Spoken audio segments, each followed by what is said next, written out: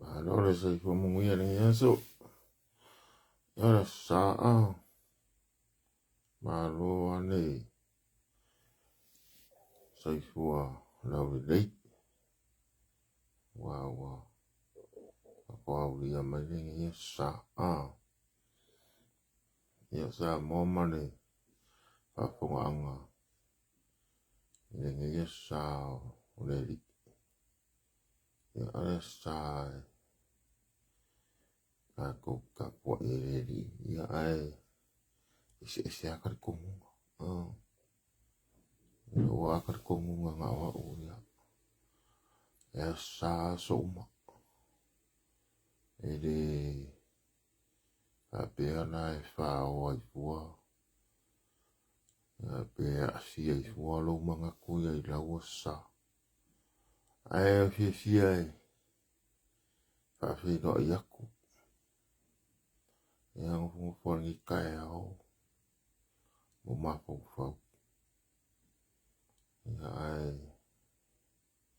ne whainga vesia ne langonga e fia karangoa ia wale skonga ingi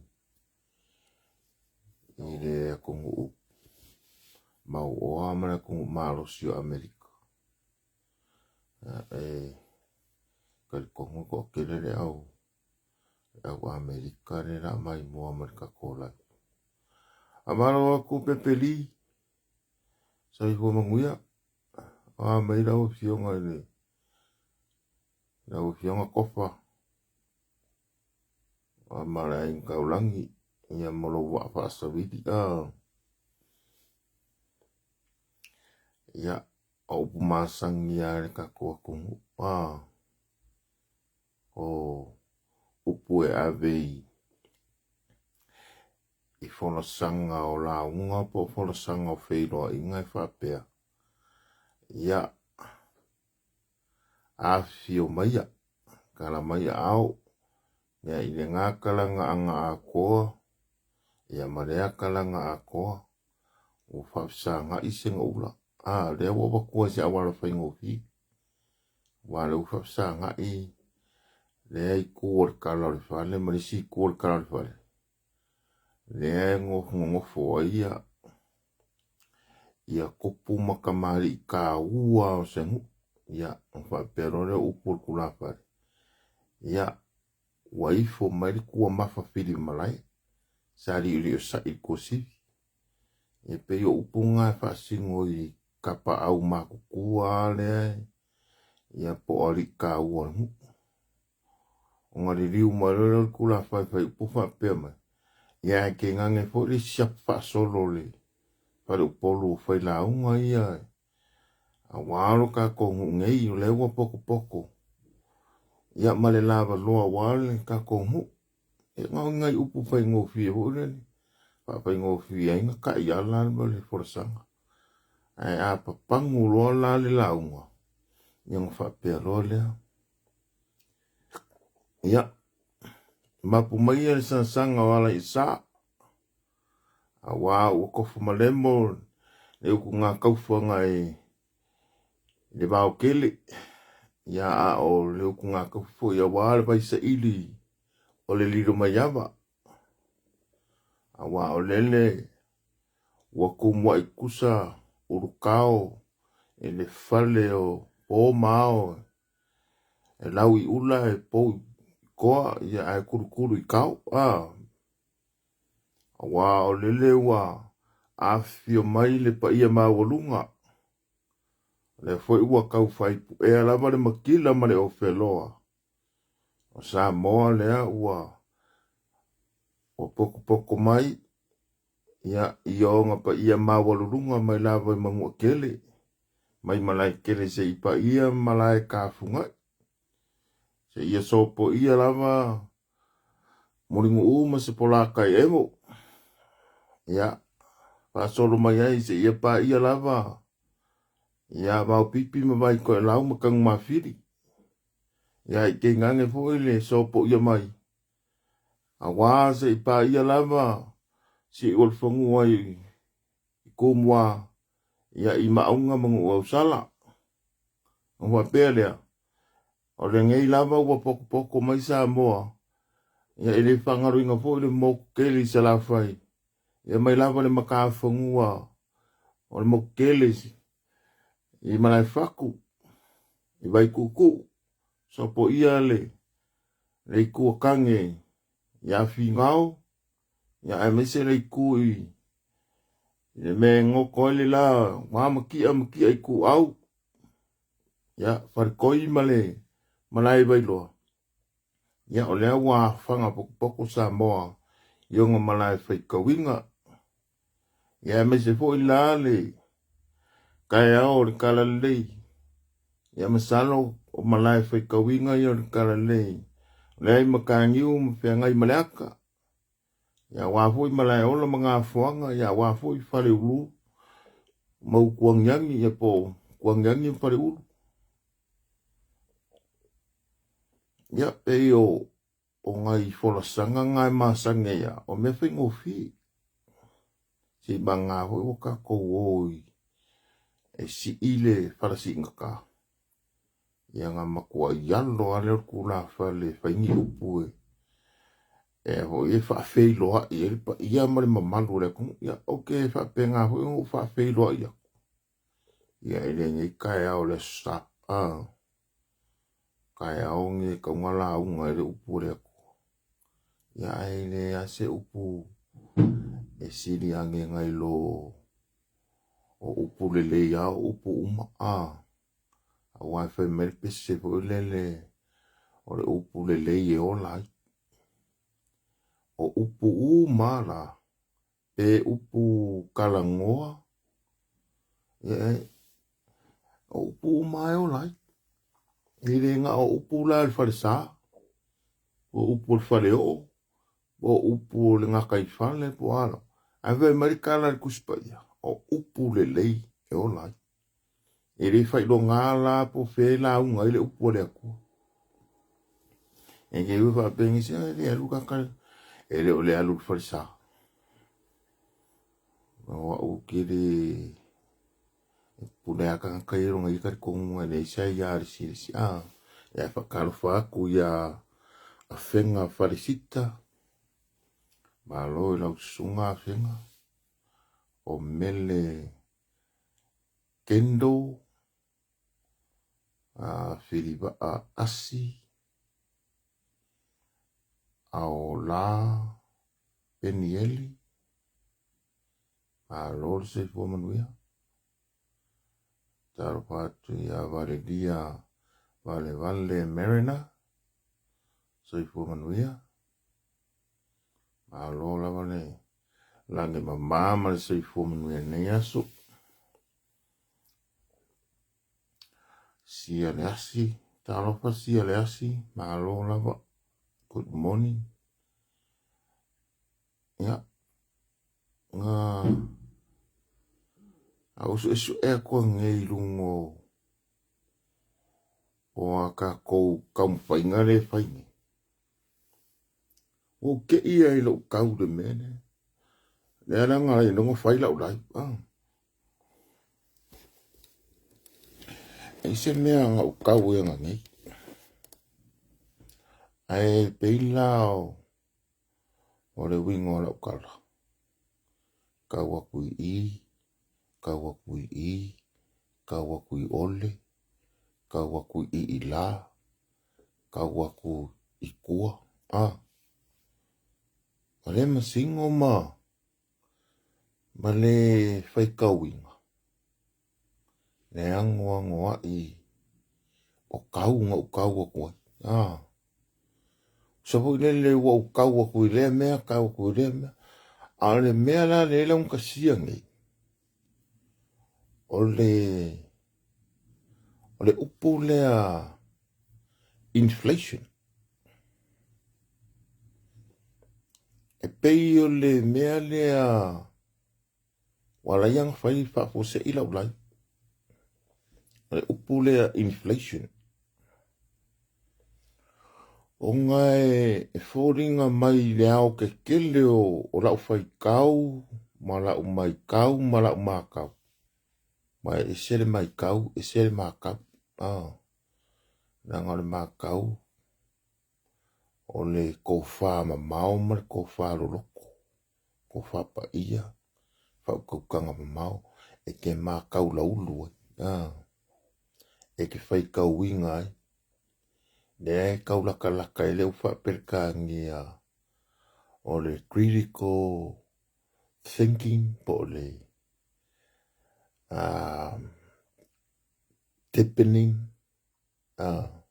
whaloloko, ia ai e se podane mai kau, na ngore upu mai kau e whangau mai le makau,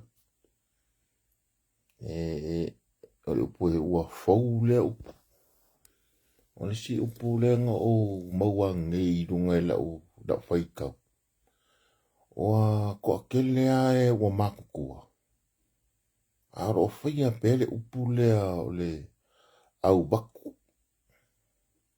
au watu, a spela wa pea, a u vi a ti u, o kere i kanunga wola mai le ngila lo langi, marka ko whasa mua mo,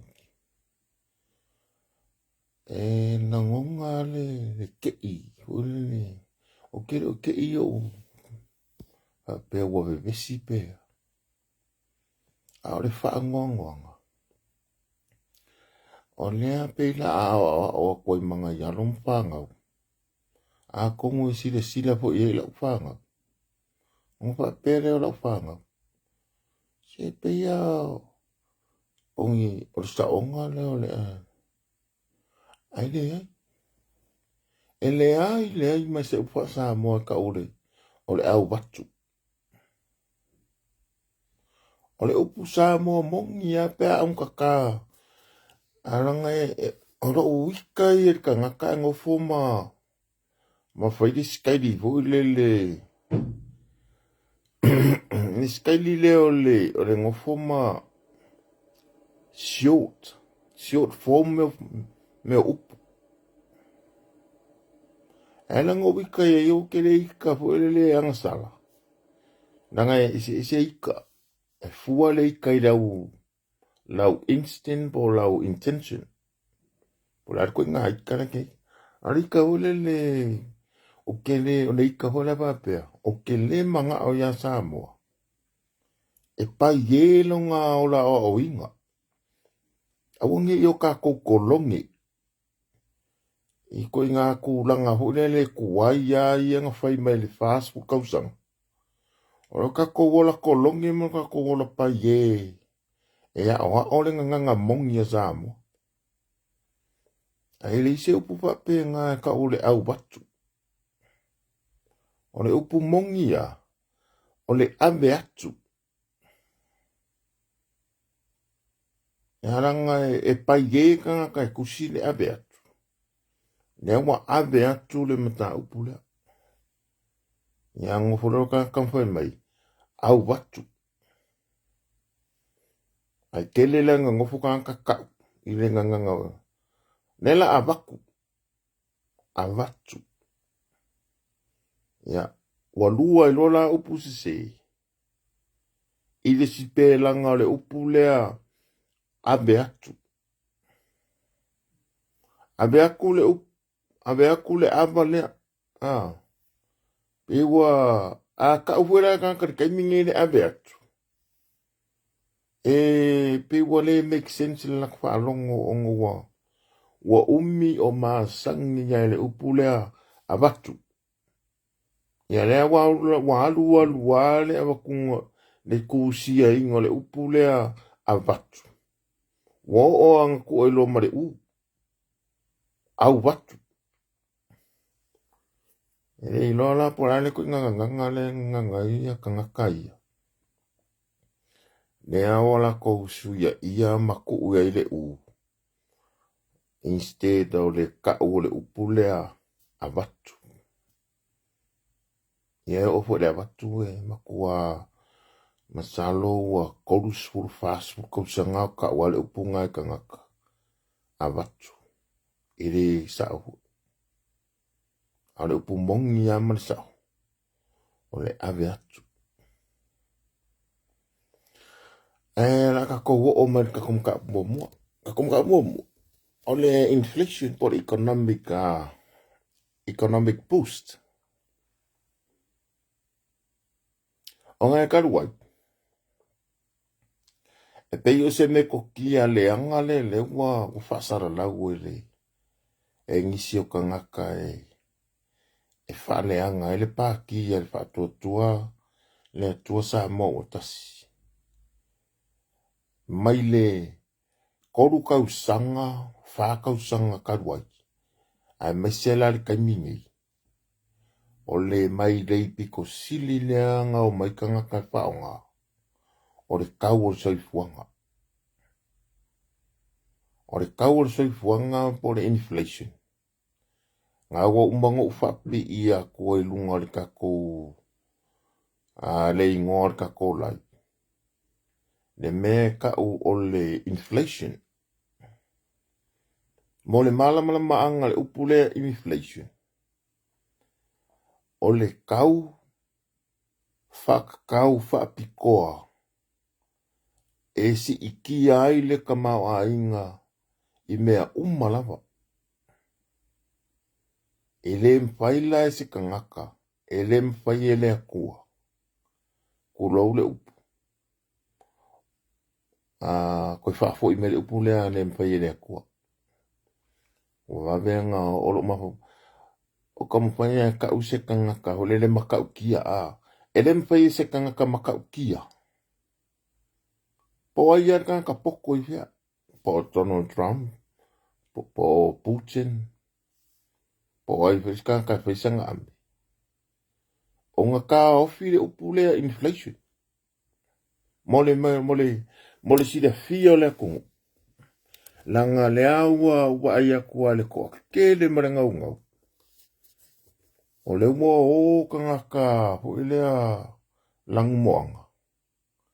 Pe ua o e ka pingi mai le maenga le rate. E le upu le inflation. Ai alanga whaila ulai. Ho le afa pea e pori na ulai. Ia e le siapa inga ai a fia ila ulai. Pa wale mea o lo umanga kufu le ronga e pori.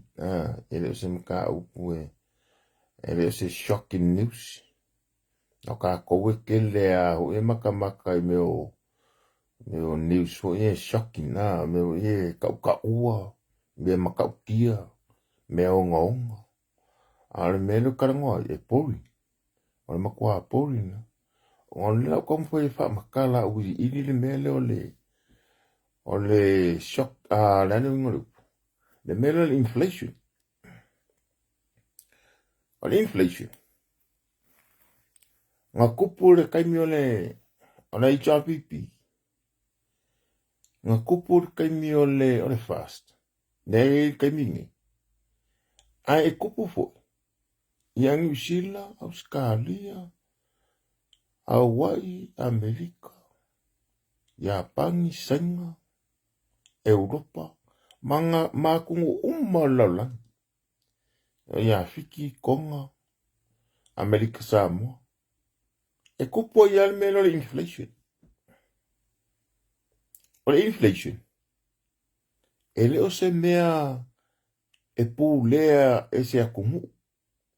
E le o se mea e au ele marusi anga o se kangaka po se pāremia. Po se kaika. Sa kupo fo e kaimi o. Lea o e anga la lau e kangaka ia esko inga o kupua. Ia nga ngofolo le o kangaka ma maile upu pakua moa. Inga ia whako i laloa ia kupua. Aile ise mea whapenga ai pakua moa ni. Nanga o sa mo le kaimi konga kupua. O le kele i o le moa i sa moa. Wa le mea ngā o le porokiki. Palapalanga la inga nga whaia inga kupua le ngā kaimi. O ngā le inflation fo.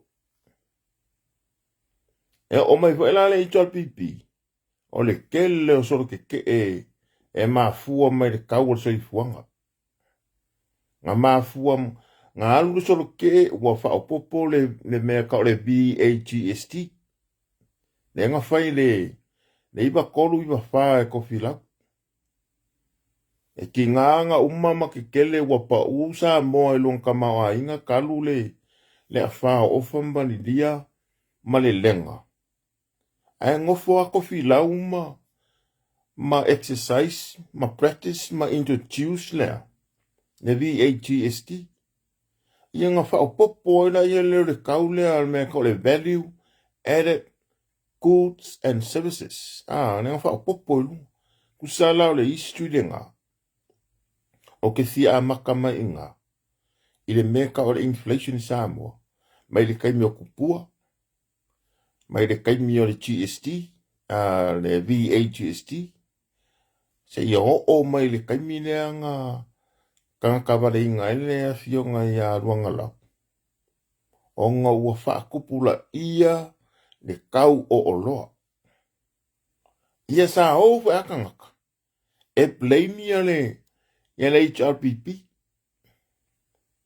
E leo le HRPP fo. E peila lela ua maia le history ngā background o le merenga. E o maila e le kaimingei. Inga ia babe onka ko maua le winga. O le whaasea ma le melea la a whaangungumi. Whaapea o le inflation e mafua i le whainga malo o le whaakuakua le kua sa mo kasi le host le kaimingi. Mangkua mai. O aia le pāki e malo ma le whainga pāloka. O ngā mai leo la kou e whaafoi. Ai le whaapea o mai la kou ka ula kou o le whainga malo. O la kou e onga le whainga malo. O la kou e ounina le whainga malo. Me ia e mawhai e kako aku onga ku ese. Nangai e iaile mentality a kako. O le kangaka la avea mapule. O nga karikongu na kangaka mai. O le pule la la. O le kangaka la nga ke ouninga le mea. Nangai e kele upu whaaperkangia e kaule. Huilea e kaule lavalonga whaaliri winga. Ai, o le mea la lea, o le director, o le manager, bai kele upu e wha ingoa i mea nge upure. O le owner, o upu ia, manager, director, owner, o le chief executive, e kasi ale wha Samoa inga e kanka Samoa, o le puli. Aia kako asi ma wha ma lepe wingo upungi. E ese ma mau ala kou na kou makafa yoi. E ofu ila le mele o le whainga malo. Adu waku kongo le whainga malo le HRPP. Adu waku kongo le whainga malo le fast. E le ongi ona. E le ongi la, e le o la kowe mia ma pule ingale. Ia le kumu. Ele aise se ownership. Apa Samoa. Ele aingi se whai ia po se lako a ia kakau. Ua mawhai o ngā lako pule ai Samoa. Ane mea mongi ngā. Ore kaimi ngai ne kula i ngai ne whai ngā mālo le whaakua ne ko Samoa ukasi. Le fast. Ele pule le fast le mālo. Ne ai. Le upule langa ia wabae mai ne ka umwhai e wha mamalama le pule leo. O le pule le whaakua le ona. Ele owninga. Ele pule a whapenga e Samoa ne. O ye le whaakua po le fast. Ele pule le fast. Po le HRPP Samoa. O le mea mangingo ngā roki fia wha malama mai ngā. E le pulea e ai. E le fast ma le HRPP. Samoa. Na le wingo la ukala. Ele se la ko ya, ele se la ko pule malosi. O se la ko fea nga mama e inga pe nga maririe mfai se malienga. A waku se fai nga malo po se paki. Le a fai nga malo lea. Le la ko la faururu ia ile le kaupulenga. Le executive. O ngā kulola ia le la ko pulea loa. Le pulea le mine la upu. Mai lua koe ngā pulea ia la waku. Nea e wha sa mo inga le upu ai kasi. Pulea. O le pulea lea e wha uinga se ka ngaka. O le managing. Ne sa wale management. Manage. Sa wale upu management. Po le managing. Pulea ngā le whainga ye. E wha kem kalasi le isa mo. O le kaimia e malo ai se whainga pa loka kele ane kungu. So se a kungu umu Samoa. Kaimia ngā e wako e lor whae le pāki lea ua mangu malo i le kele o ngofoa pāne menge la ko ke mawainga. E anga wako rola ia lea pulea Samoa. O le pulea la ngā e ka uolea. O le managing. O la koulela a vea ma management. Pule anga. Ka mo mai Samoa. A me se lama ka mama ki ngā makua. Ai o le sipu lea la ufa ma makua rengo ka ua mua kua. O le upu lea ownership. E kasi le upu Samoa. Ai lua o ngā upa whapirkangia. O le ownership ma le management. A waku lanu whinga maa loa pa ki po le fast, po le HRPP ko kong, o le ala ko pulea Samoa. Whao ngāla le upu lea, o le upu kala whekauwi ma le upu lea le inga waku kong, o le management. Ai leo le ownership. Ia mela ngai lua ia maa yo, ma vai lele. Nanga waku kwa ko kele a o ka ngaka kako kungu. Nea e wha se ngai le lako wharong. Ma wha pe ai. O le pū lea nongo winga la koule le la control le la ya vai le si upunga control. E a wha sa mauru control. Kasi ngā mea. Control, pū lea. Ane kele o wha sa mauru upula pū lea. Ai a wha pālangi ngai. O le maanga ia i ringa nganga wha pālangi. E whai apura ukala a mea e. E vai mau lalo le upu o i kako nganga wha sa moa. A le maanga ia o le nganga wha perkangia. E sawa le upu wha perkangia i longa uinga mongi ma longa wha maongi. E iei upu sa moa e siri aku le maanga ia ma oa. Ai le o wha ngainga. E whaisi lo loko. E kele upu sa moa langa o kako nganganga. Piwa mama ai mau lano ai e ko kele. Kele o kankai. Iwelele ai mau alunga le kele o ngisi makua ma le kele o ngisi kanga apea. E leilo la ingilisi ke lo la kaukara ingilisi. Apea lo wakamai. Ka waku ma le wha mao. Po le ale le la ingilisi.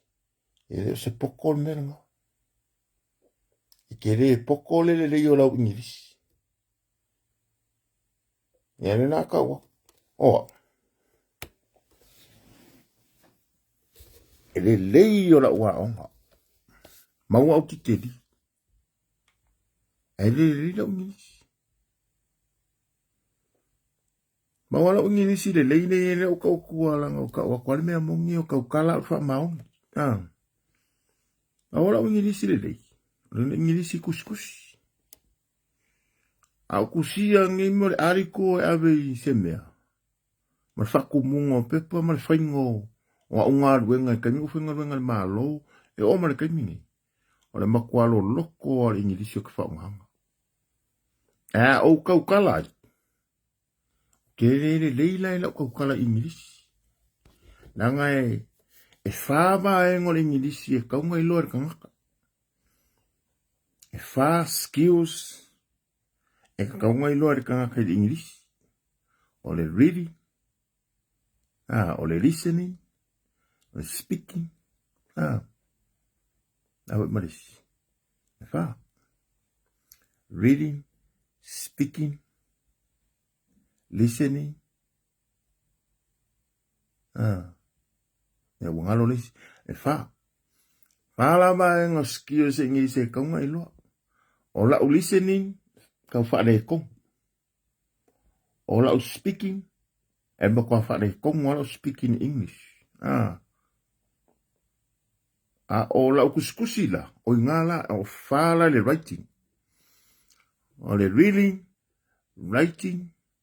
Speaking. Listening. How you write. How you read. How you listen. How you speak. 4 skills of English. There are 4 main skills of English. Which are them? Wala mea. Mera ia o le speaking. Po le write. How you speak. How you write. How you listen. How you read. 5 components. The 5 main skills. O mea kau ingilisi. E kusa leia la components nge 5. O le ingilisi. E 5 fwe components o le. Ma fa sa mo. Kusa leia ma nganga ingilisi. O lo iloa whaalong. Ne ma wailau nganga whaalongo. Le fe me isi. O ma ngang whaalongo o lari. Ia kere kaka koe le leio ngang whaangalanga leilang ngang. Nga le leio lang whaalong. O ko inga ngangu langa le emba wai kangaka. O le ngangu kuskusi. O le ngangu kalangoa speaking. Ma le ngangu whaalongo. Ya, ma le. Ya ma. E whaala vaenga. Whaikau kusi. O lau whaalongo. O lau kalangoa. Ea me whapenga. Whawa. Anaka ko mei mai inga ia. O ka mwhaia inga ia mai kau mai ia wingo upu whamarmori. Ile mea lea kau ka kuri pūlenga. O ka mwhaia whamamafa ma repeat takwa yale upulea. Upulea inga ia mawhai lava. O ngā ofi aku ia ai o whinga ngalo. Ia upu ia e lua whaperkangia peko. Management pulenga. A whasa mol pulenga. O le ownership pulea. E kai kukusa upu ia pia whauwinga ka ngakailanga ia whaunganga. Ai a su ele winga mongi ma wha maongi mea kaua o onga ma le sa ole mea. Ese le owner. Ese le management. Pea o me wha perkangia. O le wha perkangia. Ese le kanga kai own e onga inga le whale ngi. Le whale le kengo fua. Ese kanga kai o ia o langa mea ko kingo le mea nga kau le owner. O langa mea ko kingo o ia e pūrea. Ese le vaenga lea e ka o le pureanga. Ka ura o le management. pe yes whaka inga le nga. E se vo ila le, vaenga le si upu fa peka ngia le control. Ia pe fa peka ngia la mako fai kau ia ima ko kuskusi ai. Ka ke malama le ia le me le control. Ai afa Samu. If he was, e kau fa malama le fa Samu. Ai wanga ngala ka ngaka ele leima ma mave longa mafufo ngake loa le fa Samu ingol control longa ia mafufo pe a maka le fa perkangia fai kau fa perkangia firiki longa mafufo e se ala me ka ole upu control e se upu ka ole ownership e se ole upu e ka ole management. Lela e koe lola vaenga whaukufai e kuko. O kurola whaakingo ia. Lala le mele la whaakingo le vaenga le pe au kuko. Lela e omar keimingi. Ole owner po le management. Ole kati. Ele ole owner. Aolea. Ole management. O fia mele keimingi. Nea fo isa whai e kuila epa opa le mia kuila epa.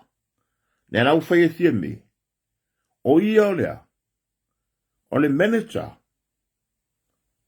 Malanga management lai ei. Nela e ka olea. Pare mia mar ka pengeka. Nang ole pare mia ole kulanga kofi. Prime Minister ole ingoa e wha ingoa aile le kulanga kofi. Ole kulanga kofi lai le manager ole Prime Minister. Ole kulanga kofi le ka pengeka ministers. Ka ulea o kedenga. Ole pule anga le la. Ole pule anga.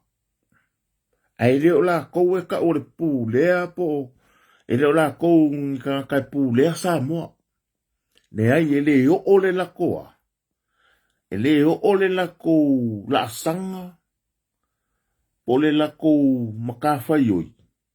Ile pulea sa moa. No. Oye pule ya Samoa. O oe ma. Samoa uma. Le pule nga Samoa. Aye se ngombe. Ile amakan ka wala malo ide mele o ka mfaya fa mamara mako. O oe ma. O ka ko ona. O oe ole ona. O a ole ona. Langa ole siksengi. O ole Samoa siksengi.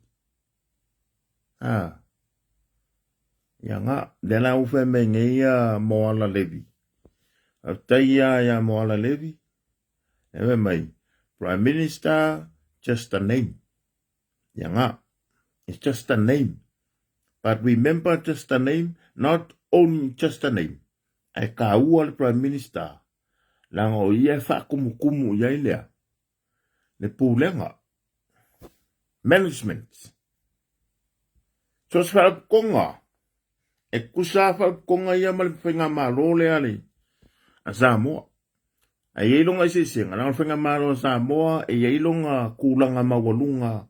E kukusa i maisi a kungu o na lang. A so sa konga. Kukusa le yalonga whakingonga. Ma le whenga o mele o le whenga malo. O le management. Ia lela e ingo vaenga i e kodu. O le executive. Legislative. Ma le judiciary. Vaenga i e ka o separate powers o le malo. Po pillars o le malo. Po vaenga e kodu o le malo. Po vaenga e kodu o le pule anga le malo. A lela i le executive. Ia le legislative le ia le fonga whakalaima le parlemengi. Ia ma le official whamsingonga. Le whamsingo city ma le whamsingonga. Ia vaenga i e ka whakolu o le pule anga. Ai peia la o le pūlenga. O le pūlenga la le whenga malo a o keli. O i lava le pare mia. Marka pengeka onga o la kou e whaaso so ingar kupi. Ia po kau mau mai. Sa mua la whaafonga. Ai ka ko me lena koe whalau kele leu pula inflation. O inflation. O kau whaau popo. I le kamau a inga. E le aisonga kulanga whaakongkong. Pele mwhaisesi onga whaakongkong winga onga o mafuanga. Mafuanga mua mua. O le kau wheku ngai o whela ua inga. O le kau wheku ngai o suau. Kau wheku ngai o oloa. Kau wheku ngai o pūlenga. Kau wheku ngai o le soifua. O le soifuanga. E limala mea kau ka ua ma meo kaungi. E lainga maua le mea ka o le inflation. A ka kara ngola le inflation. E le aise ka ngaka e o ale baenga le ka o le puleanga. Ne e pa le mia marka penga. E le mwhela kouonga kao fiofile le kauia. Langa o kauia e ka e le nema wa le inflation. O kau a kamupangi mai fafo. E le fausia inga e la ka koua e mai pusa moa lenga. Ne ave vesi e ni. Samoa. Kanga suka. Kanga raisa. Pusa moa. Kanga suka. Kanga raisa. E korula ia o loa le la mai. Ia mai mal pensing. Por suau. La pensingi. Or suau le fa ingo e Samoa. Fa ingo umakwa ia mal pensingi. Kara singi mare kiso. Ia mai vai fu ili kako fa Samoa. E ka ular suau. Kong kar suau. Ia e aku Samoa. E leu kuangi suau kawa. E ukur kiso mane. Mal pensingi. Pio o vaenga ia leleng kukupu fale kong. Ma bebesi ai male kong. O ngole le angor kiri banga o upu. Kasi lea ke le al bebesi le beso o ia inga o ia inga au lok. Nea wala e kupu ngel whainga malo. E le ma malama kanga kai upu. Kele o kanga kai e fa Samoa. E loa maola o le Samoa. Ai kilongi iei kangaka. Ma le whaonganga ma le kaukalai upu. E makuale mangongi Samoa. O isi kangaka e le loa le upu o loo. Ua ma le Sama le na.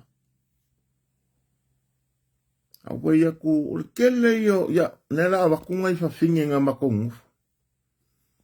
Au pua whaafiku nga whaio kai kōru. Ia au kere mimikai ale e alangu kaunga mai. E mai mawhai ma example po whaki ka inga.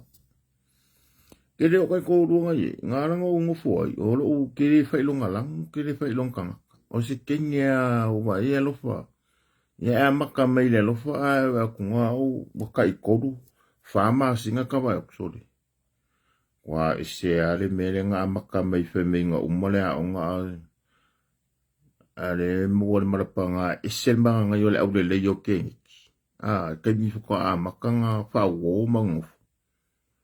None ai muri loif. Wa no scoop i fo akako. O le kele we ngā kama i ka ie whaasara lau fōringa.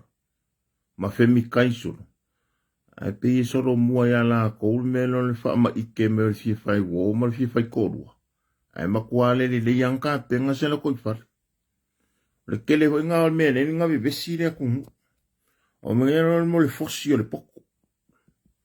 E wa isi kama. O le mea le fosi o le poko.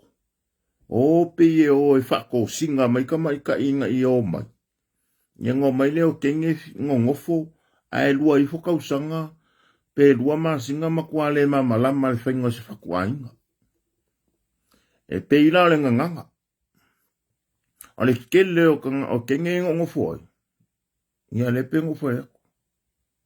So le makua o ki o le nganga. E me aku. E sei e. E mai. O le anga nga mao ma. Mana mai ka ile e makwhewhenga ruenga e. E makpa ki ngangi.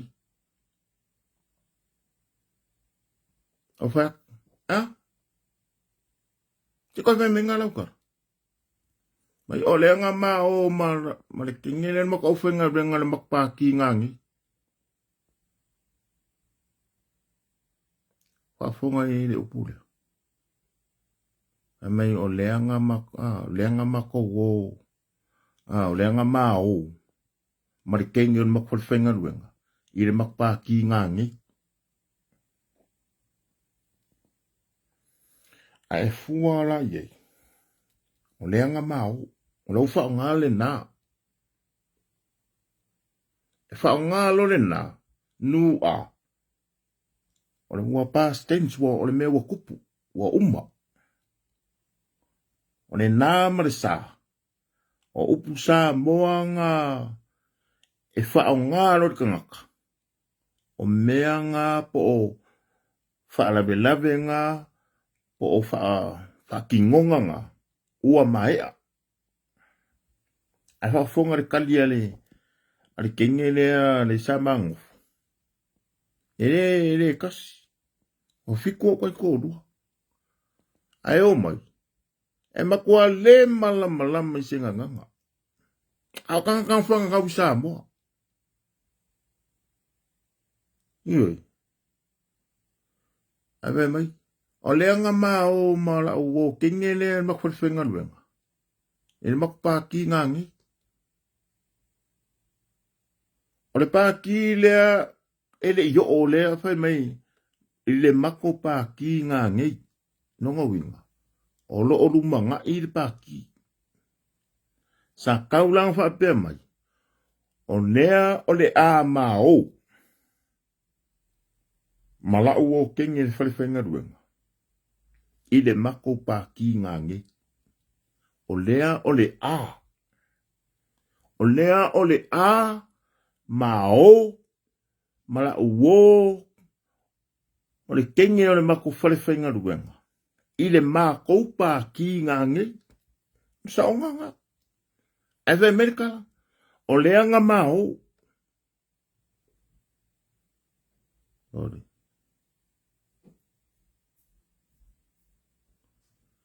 Kako wa aile ya. E beila e alanga wa maya le upuale ya fa maria.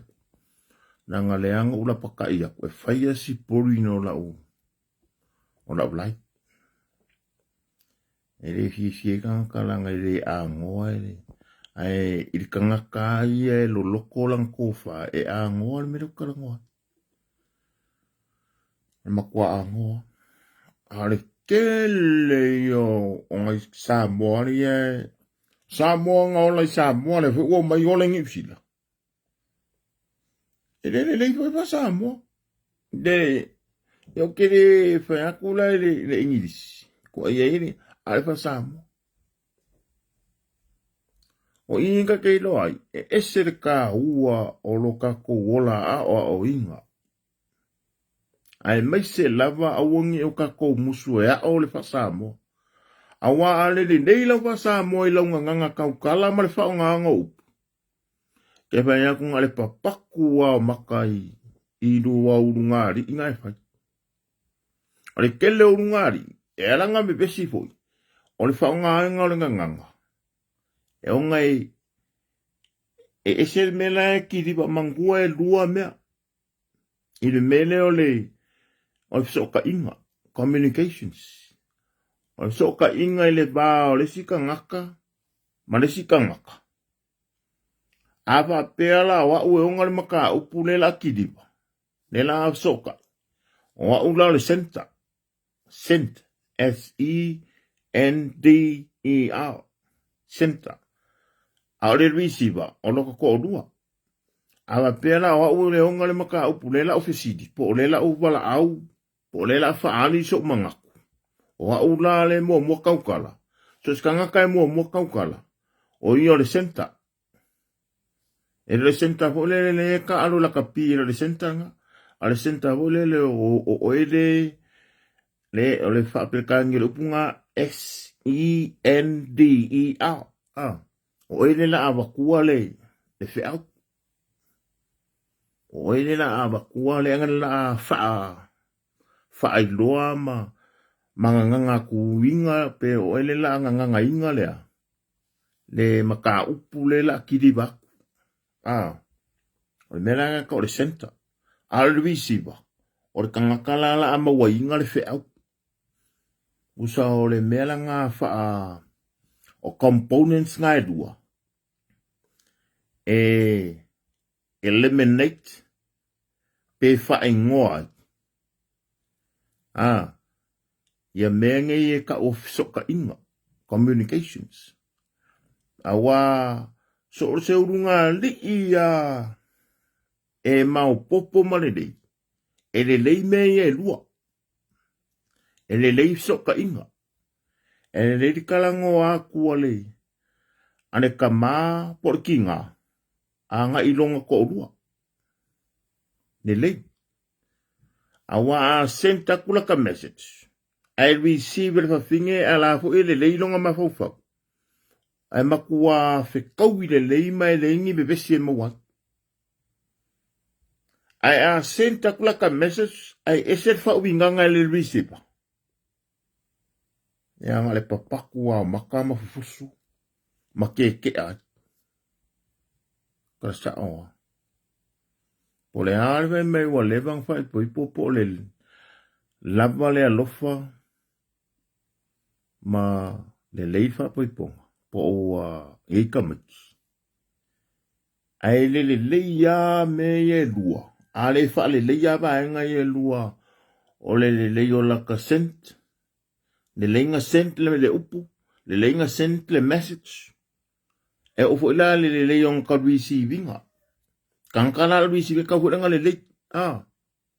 Wai ofu ka ika ka hu ka Luisi ba pe ala ngai le nga ka ika ya. E le nga ka ika nga le senta o ka fe au. Po me ka ke manga o ne e le nga ka ika. O ka ika ho Luisi wala nga ka ko umai. E fa longo ka dia. Ai fa nga lo nga components yo le listening, speaking. Reading and write. Ya pe yo fa so akule malenga nga palolo. Iba enga yo nga Samoa. Le ai ke le longa sau. Ile le anga yo so kai. Awa ne le nga ki di bala ka message ave lo ko. Ale le fo ila ai le anga le visi e be sia. O le ale le yo la ka vengo le message. Ai ale angale le kangakala luisi vinga nga kere iloa inga le winga. Ia ebe besi. So ele lenga nga kau fai le lei umabaya nga rua. Ole mele lei lenga. Nga kau fai le lei umabaya nga rua. Le lei le senting ol mka upu. Le lei luisi vinga. Ise bakso ka inga nga ike oka kome ilala ka kome ika komka upu. Me mua. Ao ka fai aku. Sunga. Pi ukaule Pi kaule ango mai. Nanga lako kaule upu sunga. O upunga, se ka ua le upu le funga ia soanga mua. Ia mane sunga. O le kaimingi. Pi waka ua ika ngaka le upu folele. O le lawa fionga. Pe a whaila o loko o rua e makai. Ia pe a whaila o loko o rua e mimikai me wha Samoa. Ka a kai loa o loko o rua e mamapo le wha Samoa. Ai. A ua langi i ku e se funga ma le sunga. Wai le kai kari iala ka naka message. Ai a wa pe ka kei lo. Kusai fua la ka kala. Ine ko inga ka ngakala e. Na abi ai. Ia o kango e wha maange e nge e na ikikia i lunga. Nanga le mea ngere kanga kaola. E o ai whaiwhi au. E o ai le pākele, e o ai kanga ka maururunga. E whapenga langa o kākou. Po le ale maurunga, po le mauralalo kanga. E io kākou vai vai ngā. E io kākou ngā kula kūmau. E io kākou ngā kula kūmau. E le iloa e lesi kanga ngā kula kūmau o lesi. O le kaimia ke na kua ise upu e whaane kongu whaalongo lesi. E le fi whaalongo. O tale winga o lene e irisi kanga lengo kuloa hawhai kamari ipo si kamai kaina Ameriko minga lengo pase kununga. Ma le leo lau ki lipa. Ai e yo kākou ngā kula kūmau lo kākou kangaka. Ngā kula kūmau ngā. Peo ko ngā kula kūmau mulele e iskanga ka nanga kākou. Ese uma kākou mentality. Ese uma. O le arve mei kukusa kākou e kairua kākou maka kai kasa kākou isu. Kākou nguku me penga. Ai ese uma fausanga o kākou mawhau. Ese uma. E makua bala o kākou mawhau. Ese uma o kākou mawhau. Kākou whai ai kulo. O nisang kai ke lai ke kiri ba kua le maka upu. Ai ese fu le mele manga o mai ia. Ia kiri ba kua inga ia. Ia whae ia kua inga ia. Pola o nisang kai wha. Hello sir. E wha ka ngia nga. Aba me sorry. Ele o se sir. E o wha Samoa. Ka ke fiu e whai aku isi kenge. Talo wha nao fionga te mai tai. Awawa. Ona makwale rei alfa Samoa la ngalenga. A pasira pa Samoa. O whai a onga alfa Samoa. O le kele ao o kurikin si mengi o kamaika. O le ngā. O ke whiroa ilo se kenge lo o makua. Whawhinge. Kalavou. Kasi ala o whakalo whai ei. Talo whai nao fionga te mai tai. An kei roko, tolo rei ka ngia i o le menanga. Wapea. Ke Samoa e ka leari. Ai o reo wingo lau kola. Ai o le mama lama ka wha Samoa. O le wha Samoa mongi ya. O le a fionga e me le tamaita. E le se sunga. Ia, langa e wha maungia o kala. E lua fionga i le wha Samoa. Le fionga e ave ka mari i le li ka ua. Ma le fionga e ave me ka mai ka.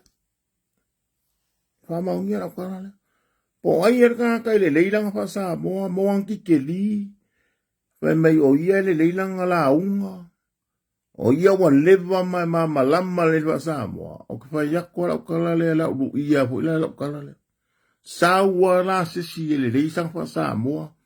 Maua sangi ke li wha Samoa. Se ima whetau ila le upula. Langa o le kala wha soro piko le iski o Samoa. Ma le amakanga o le nganganga Samoa. E lua fionga i kongo Samoa. O le fionga ale kamaikai. Ma le fionga i le li ka ua. O se ngu upo so skangaka e ka o le li. So se li ia po se li ka ua. Po se li ima walunga long kulanga. O le kasinga fionga. O le sia fionga. E abet kamaikai. Le ngale ngofa ngale upunga pe au so kamaikai Samoa kwhelo ai. O karangoa po ife vidi mai lau telefoni. Le hapea. Ta alofa ina o fionga. Ai ko ke iloa lau kou Samoa. Ora. E makua ke enga malo se ke leo kengi Samoa le upunga. A me ne isa wa fionga. E ne isa wa fionga. O le singa ukarikongunga le mele wa la inga makai menge yo kengi. Ai o ke whakulo wa kulela o ka ua kua le si me maka ukiangi. I le wha Samoa mongia, le kele o le. Kele o le kangaka mori mau pe pelo le whewa ingei. Ai le i ia o onga i le mele, ai le i malama lama le kara wha so piko le history. O le o le melo le kengi, o le kulanga le melo ngi o le kamaika, e le makai, e le kaunga makai, ka sa oa. Kalunga uba ai ma umai kau, ma o fai kau, ma o su e yai. Ma kanga lava su e. E makua o le ngia ma pepelo ko ke lo kanga ka ngofo, vai mai o le e kaunga makai le kengi. Onga ai ole mafua anga kongaranga wa kelenga o ikenge po kama ikai le tunu fai ala ko makai onga ole manga o inga ia fa uinga le upu le makai a fionga inga ia maua le upu le fionga inga ia maua le upu le lau fekalenga le ai ole kama ikai ia ele ska ka kaunga makai e se awa u fai ai le akar e unga mafuanga na ole kama ikai olonga ia ko finga o le aunga whaapai o le pae ma le audi o le fau kua o le oi maka ele alu le makai le me ye me o kamaloloa e sa nga fesopuai e sa nga alu le fale o kamari e sa nga alu le fale o makai e sa nga alu le fale o kaulelea e sa abu o sa moe lua o ngu kasi yale ngu kongu pena o makongu o papa puleia ia pe fa so se ngu o fanga ngaranga o le sili o le papa o le sakpaikea ale la fanga ku fa nga ku ngal makongu o songa mua ngale lua ba en o papa ai kasi yale ngu o papa o ba en ngai lua o le ngu o kamaikai ma le ngu o ri o le kofinga i o kamaikai o le pae ma le au o le oi maka e fai ale la kou fani e sa nga sopo ia e li ima o le ngu Inga ngā whasa mō mongi anga. Whasa mō umai o iei. Whasa mō wango whakaka ma whau i o la koura ngonga ma o la kou ma whauwhaunga. Kai pei al mene whai rei tu al pipi. Whai al me fit te e o la kou vai. E peo kūranga. Ai mai ia iti merena I can't hear. E vai loa mai iti po le ale mea ngai ka ore ia.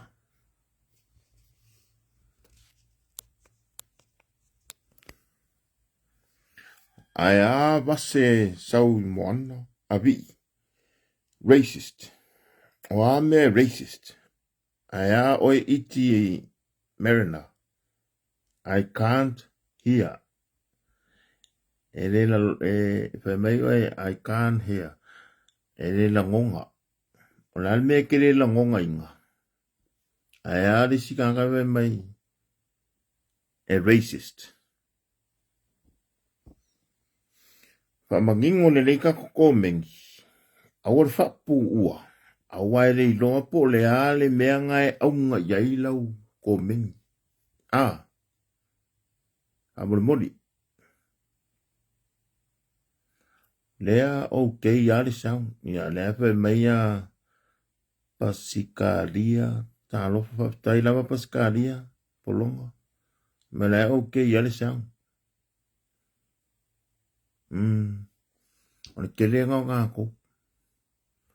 E mafua mai o langa ia kere fongi langa ia te bais. Ai kua inga i fua le lai. Siakia ko wate bais. E langa le lau te bais. E langa le ongo lo le malama e pu ulo wiloa. E awa le pu ulo wiloa nga pera ve me ula ia ka kou le whaongongo.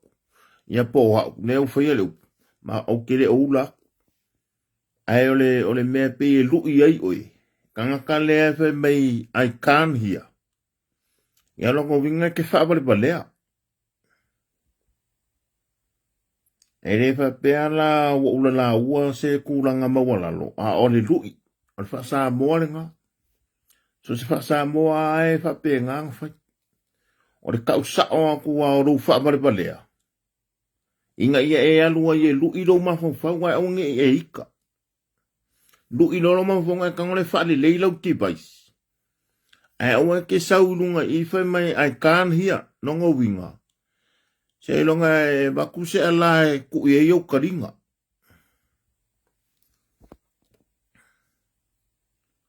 Ia aka ko wola ile upuleo ka ko kalango inga pulenga mal puleanga. Longo winga. Ua fase inga ka ko ile mele o ka ko kalango inga ile upulea inflation. Ole inflation. Ole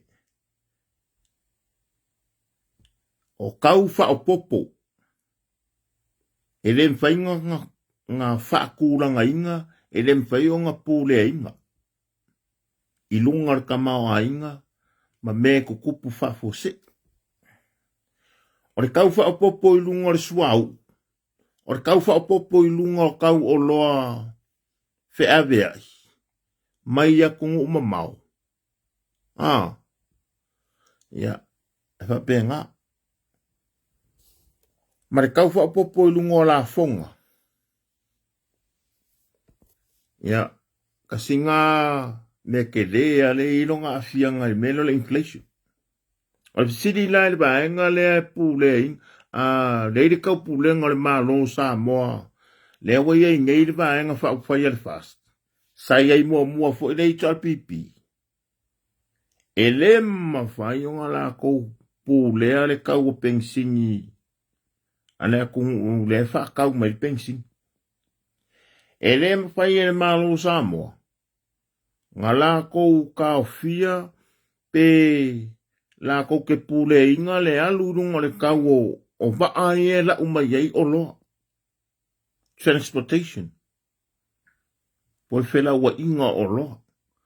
Pe la fa ka inga le ngoma kua yo le kanga suka, kanga fala maka. Nani sime? Pusa moa. Masuau o me inga la umai fa. Ne mai le e o ye ngai Samoa mfa mai wa ma lunga karungkura I mai fast wa kaunga ka olo. Ora ko sa o. Ne ai. Ele kai nga sa o le upulea. Fai mai o le fast nga kula I mai loa le wa mafu ale maunu. Ele o le fast. Ele o le fast. Kanga lisa. Kai Karina. Sa. Fa mga kumakanga lisa. Kanga suka. Pusa moa. Masuau. Maenga ye fa deng ufa ma okia mo mo. Dene ka ke kalangoa. Ore kanga lisa lango wa ai ko lunga isa moa. Kai ro ye. O isi singa ko fa ma ngia mai. Ai o ba ai ko le kanga lisa ngale mea lai. Nga fau mai ye. Ko tikia fa ko ruinga le ke le o ka. E o ho la le pusa moa e o kanga suka. Ore kaua ia I ko kongo le kungu unga fawai. Paia sima walalo. Ore kaua le pusa moa I le kungu le fawai. Peia e koru se furkala. Ida wa aie ngir kaya o mangafi. A ore kau lau whakau I Samoa. O se lau se furu. Se lau se furu kala. Whakusala le kau sa o al pusa moa. I le kungu ula e fausia I le pusa moa lea. Ngai koru se furu kala. Ai o ku Samoa. Ua. O se lau se furu kala. Kupe Samoa. Ia. Kako wola I kau. Pora me wala inga ese kau o I Samoa. Ese kau o le kungu unga au mai. Pora kungu ula e fausia ai. La fa kau el koru se furu kala. O le kau le mele le fausia ai. E le ai se fa. Kusala nga fa Peila la ka ko olo i le makongu i sava. O le fale o le mena fefere o loa. Ne fa wai me o pusomo. Peia o le i sakpa i kea la e fai. A wa molo sakpa i kea so o loa ia le ngu ule o papa. Ngu ule o kwa o ia o ngu ia lua o le puleia o le sakpa i kea o le papa. E kwa o. E reida sepa ae sau mai sakpa i kea i papa. Nioi. Ngā la waso i runga le sorfangua. O walu roi la sorfangua ngā le konu a minguke, konu pe lima minguke. O ke arua kwa i le makou fale o le fale pakua moa, po le fale pusa moa. Ala kwa whakau me le korsu kāla. Ka whafonga mai na wae, ngai e whai ki o i sā moa o kaun kāsa i fuang. Ai ngā le sā moa whai me o kaun kāsa i fuanga e ku wa i fua i ai fua le fast. Whai fua le whenga maa lo le fast. Whafonga le nei. E lang kau ngō fia i whafo. O ngai wāwā lai ko kongua le kungu, lai whakau wai whai ngō fia ringi ba ai whea vea iai. Mō mai. E lang kau kai sā moa. Langa e umanga whausia i o ia kungura. Koe ku uirunga o le lori. Le lori ngā, ia alu le lori ngā mar container. Lai sau mai o le manufacturer. Mai ngā le whaua pusa moa. Ia ngā alu le lori ngā ki riva le pusa moa rea. E ave i o i le wafu. I o ai le kungura. Ia. Whaopopol ngā sfukala. Usala. Ngā whaure pusa moa i o le whare pusa moa. Ko kongo le kungura ia. E koru sukala le kau. Ai o mai ai le wafula i le kungura ngā. E o mai le i le mele whaakari e le container lea le waa le la amai sa moa. E o mai ngā ua whasfururanga i se furuka la le wa chato i le kau le pengsingi le lori le ngā mai e pusa moa. Kau mōma. Ngā wakula i o le. Alele i sau la ai oa. Sai whaasa furu. Korsa furu le whalenga le manufacturer. Sau lo le lori le me ko le freight. Le local freight. Wai ese international freight. Ese local freight. Ye sau lo le lori. Nga umma sau wale lori ya ku. Laku ngale noni nakwale noni kau ngale wafu le noni. E aku le noni le wafu. O wha po polisi fukala. O wha se furuka ul pusa moa. Ai mangkua le wafu le kakalanga. Le wafu ale kung ule le ama yengi. Ia wha kari leo ma le wha ai sawe. Sawe container le sau sa moa. Ia la kua le wha. Ele ama ia fuwa mea ngai sa moa. Ele ngi mea ama i fua. Ele ama leo mo kakalanga le kau. Ne kau le ama ngai se i o sa moa pusa moa. O la kula. Ia mo ki ngoa ko kele mai moa mai. Makua ko kele le umara malama. Ai pei wa langka ko karakala ngoa. O ngai o kako ka ngakala i sa moa. Na ngā ulo kengingi usira. Ia malama le leide kau e leinga. Awa nge kua ia so o al fast. Na ngai le kauntu. E leo le fast e o ngal pare pasu. Fale fai moa lai o. E leo le. E na awa kua la aulima. Ma fia me malmaanga le fast. Kusape besi la aulim fia me. Wale le lau vai vai. Alanga o lai alwa ila le whainga maa lorea. Whaatua tua le tu samota. Le o la koue. E le whape ku mai lole. Le whaasma me o la koue pu. Le whare moa lai o i Amerika. Au se kāria. Singapore. O ka kuka ngaka.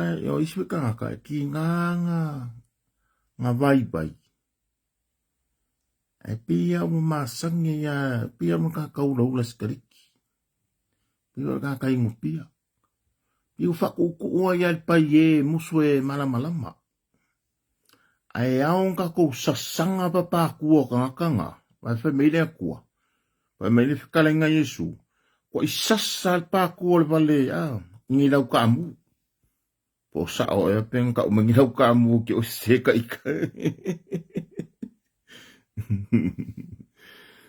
ia nga ku sala sa uror kontaina mai o ira ku mu una fa pe o Singapore la sa oi anga fa e runga le ba ai wa sa le ba sa wale ba a feile irisia ku mu le leo o au se karia te vai mamau sau mai Singapore a fe o skaria sau le ba a fe mai New Zealand ala ku le ba ai sa mo le la ku wa mo ka wa ku siki makonga ala ku wa fe ko ngama fiki fu ko o ko sa mo ai fuara i wafu ese nge a fe e fia wafu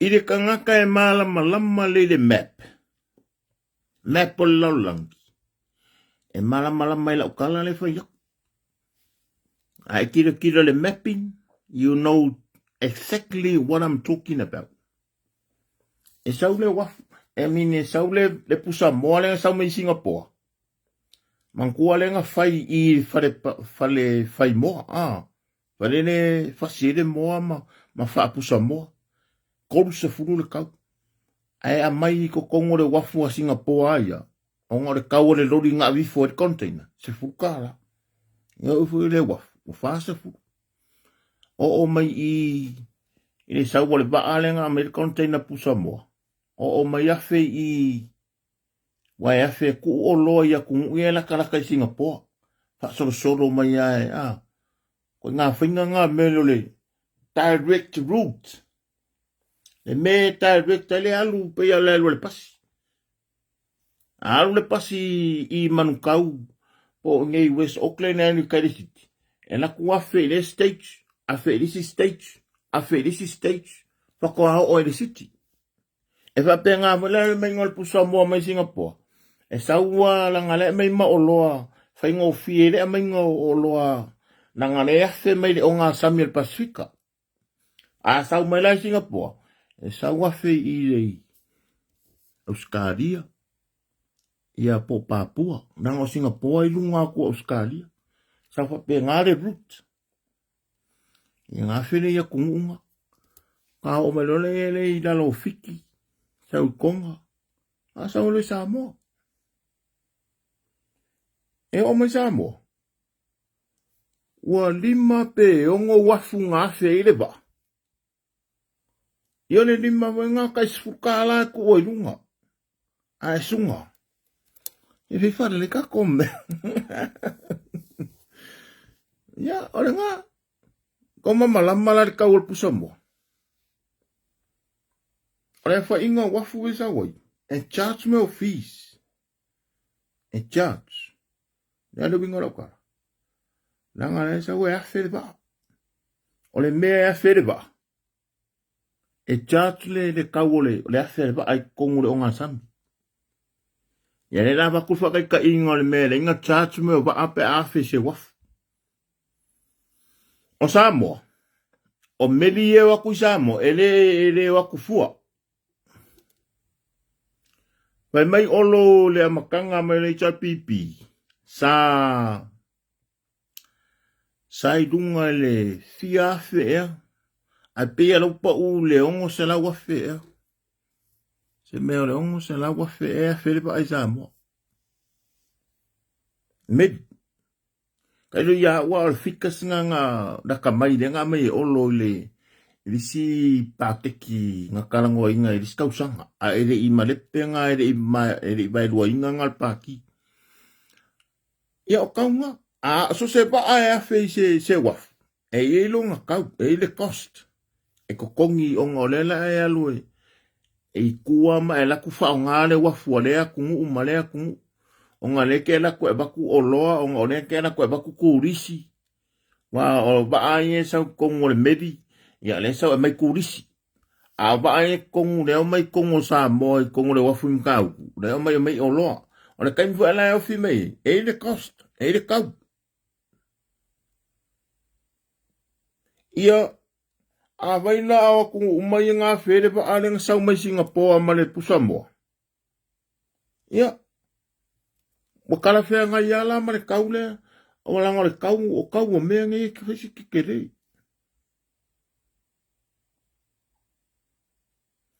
E o malai kanga suka, kanga alesa. Whapea ngā umape o le whainga o le whaka ka inga lenga wa kua le Pusamoa. O kau mahua mai. Ta koa kungu. Ia wa kere ale ka kukarangoanga lau kere. Ma ka abale bale solo le mea. Pakaro whaku seo anti whamui nā. Foi ba ese, malo se fo manuia o fionga le tupia.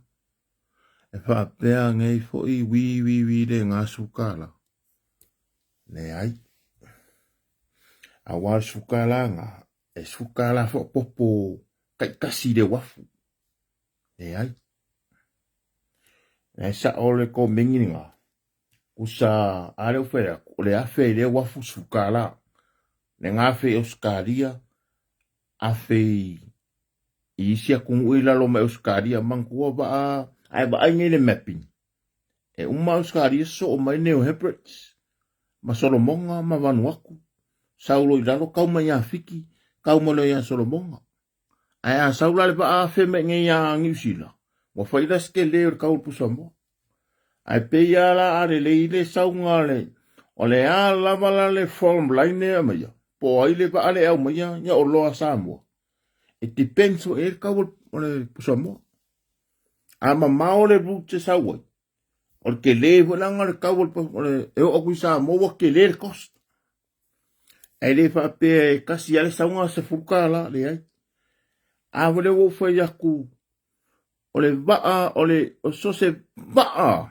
E a fea le aku mu umane aku. E kofu ama le cost.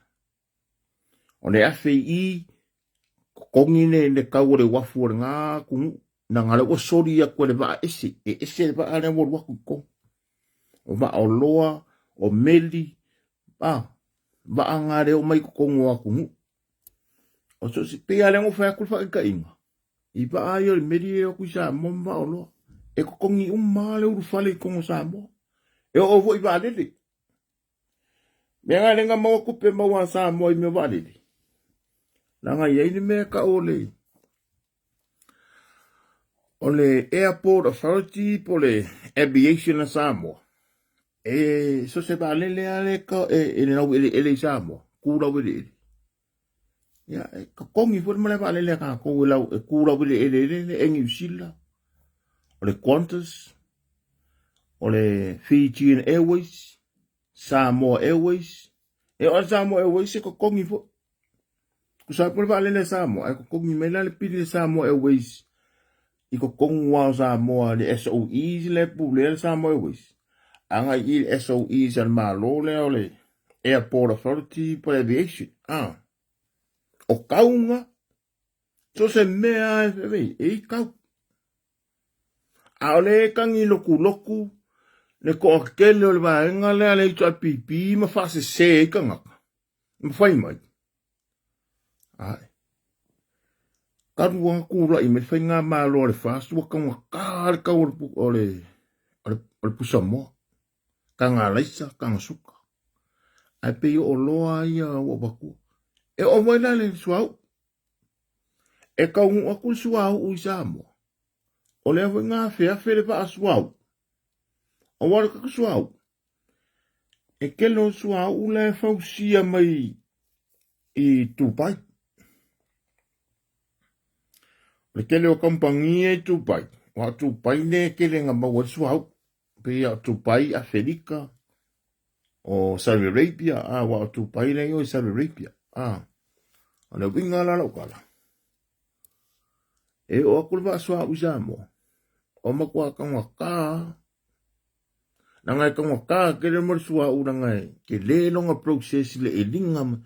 Ai ba ngele le process o le melo suau. E se me aku kuma le sami, vole va pepe le sami. To se a dia vole le fe me kanga. O me mo la vole ele, e ngale va kwa kuma. So le pelo yo ngaka. E ngo fia kanga.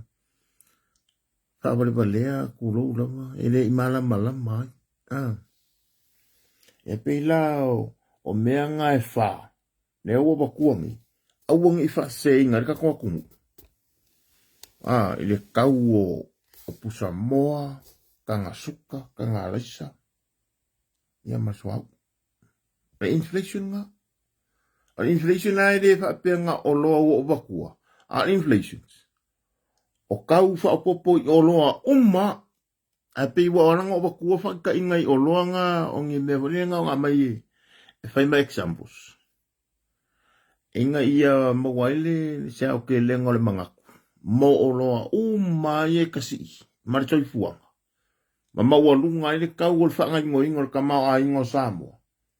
O ngai e alanga nga maua lunga le kau a le retailer. O ngā le mele ngā sau mai o le manufacturer. Sau wa ia la wanga i kiri ba mai la ngole freight. Ya wo makakala ngole freight. E o mane Samoa le pusa moa. Ne la pe ka ungu me Samoa wa se lauka la le kau le pusa moa. A le ofisa la o kiuke. Kipi fo ile kau le ofisa o kiuke a Samoa. Le kiuke nga o loa kai kasingi. Ia o akur kau oi i Samoa mele wo i fai me wo se lau se fu. Ia nga. O kalfea nga ia. Langa mo leko kongi piri o me a mai e le pusa moa. O kere wha pe o ke i oe le kau le pusa moa. Wha pera ia lea kasila lea fia poko le yengi. Ki nganga wa ai me o le kau su ese pusa moa. Le whai mei e i oe i ai le kau nga kāra e kau nga kāra. O kere i oe wha pea o lo fia au i lo makivanga i elanga nga e oi. Ia walisi mele le nga oi ka nga kampai me kau nga kā. Se o le pai e. Longo fia le o pai e nga wha me kau nga kā se fuanga. Langa leo ke ngofo ingi. E lua o kupe la fo le bai aso e kasi Samoa. E la fo i o makua. O e la fo lisi fa finge ne e i la ufanga we kokot. Usala le wingo la ukala. E pa ye Samoa. E ke whaalango lango mai i Samoa. I ka ngakai Samoa o a inga ma o e ngi sila. Ma Auskaria ma Amerika. O lo pa ye na ngai whai mai. E kaunga kāra soi fuanga. Ioi. Langa o Samoa. E le iola mai le pa ye na nga. O le koufia maka nganga, le koufia maka i pepe. Ma le koufia kama au kū. Ioi. O le au fia kama au kū, o le fia maka i pepe. Ma le au fia ae makua uri aia. Ia talalo la kou ia. Na wanga ho e uri a talalo. Ia wanga piko sildi ia nganga pai e. Ai wengi Samoa, alla sole. Kasi si o ngā Samoa sole. Meo le kele o ngā Samoa.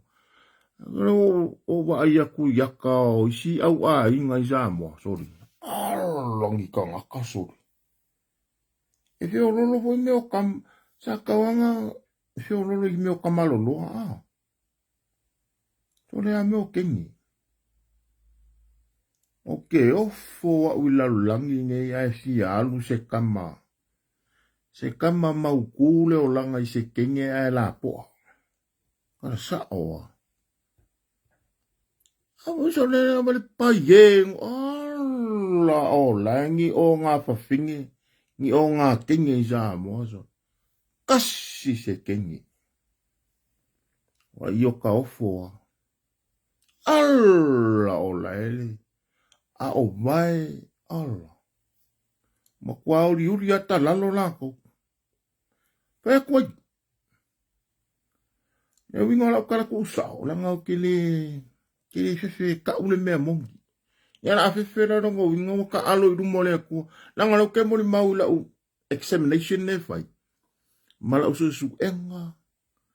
Ma ufa mau monga. Ma lau la overview. Sole. o kenge le mako au ngā kupulanga le lau ka ua kua whafonga mai angi kenge ki ulau lau. So kere alo hule le ngā pe e kau paingi upu kau milimiri. O ngi loi ka ua. So se kenge le leia kenge sa mua mongi. E le ai kele. E le ai kele se kenge. E ngā o le mangu e ai kele. Ka sa oa. Ngā mo le mangu e ai kele. Awa inge le kele kuloua. E le isa ufe au. E le leia le kusau. O le makua ai a le akawa inge i kenge so le a ai me inge so le. O isi kenge makua kama ka fefe aso. Kawa kui maka ala. Ala ngi mea nge iso. Ala. Ako le lapo po o ala fa. Soli.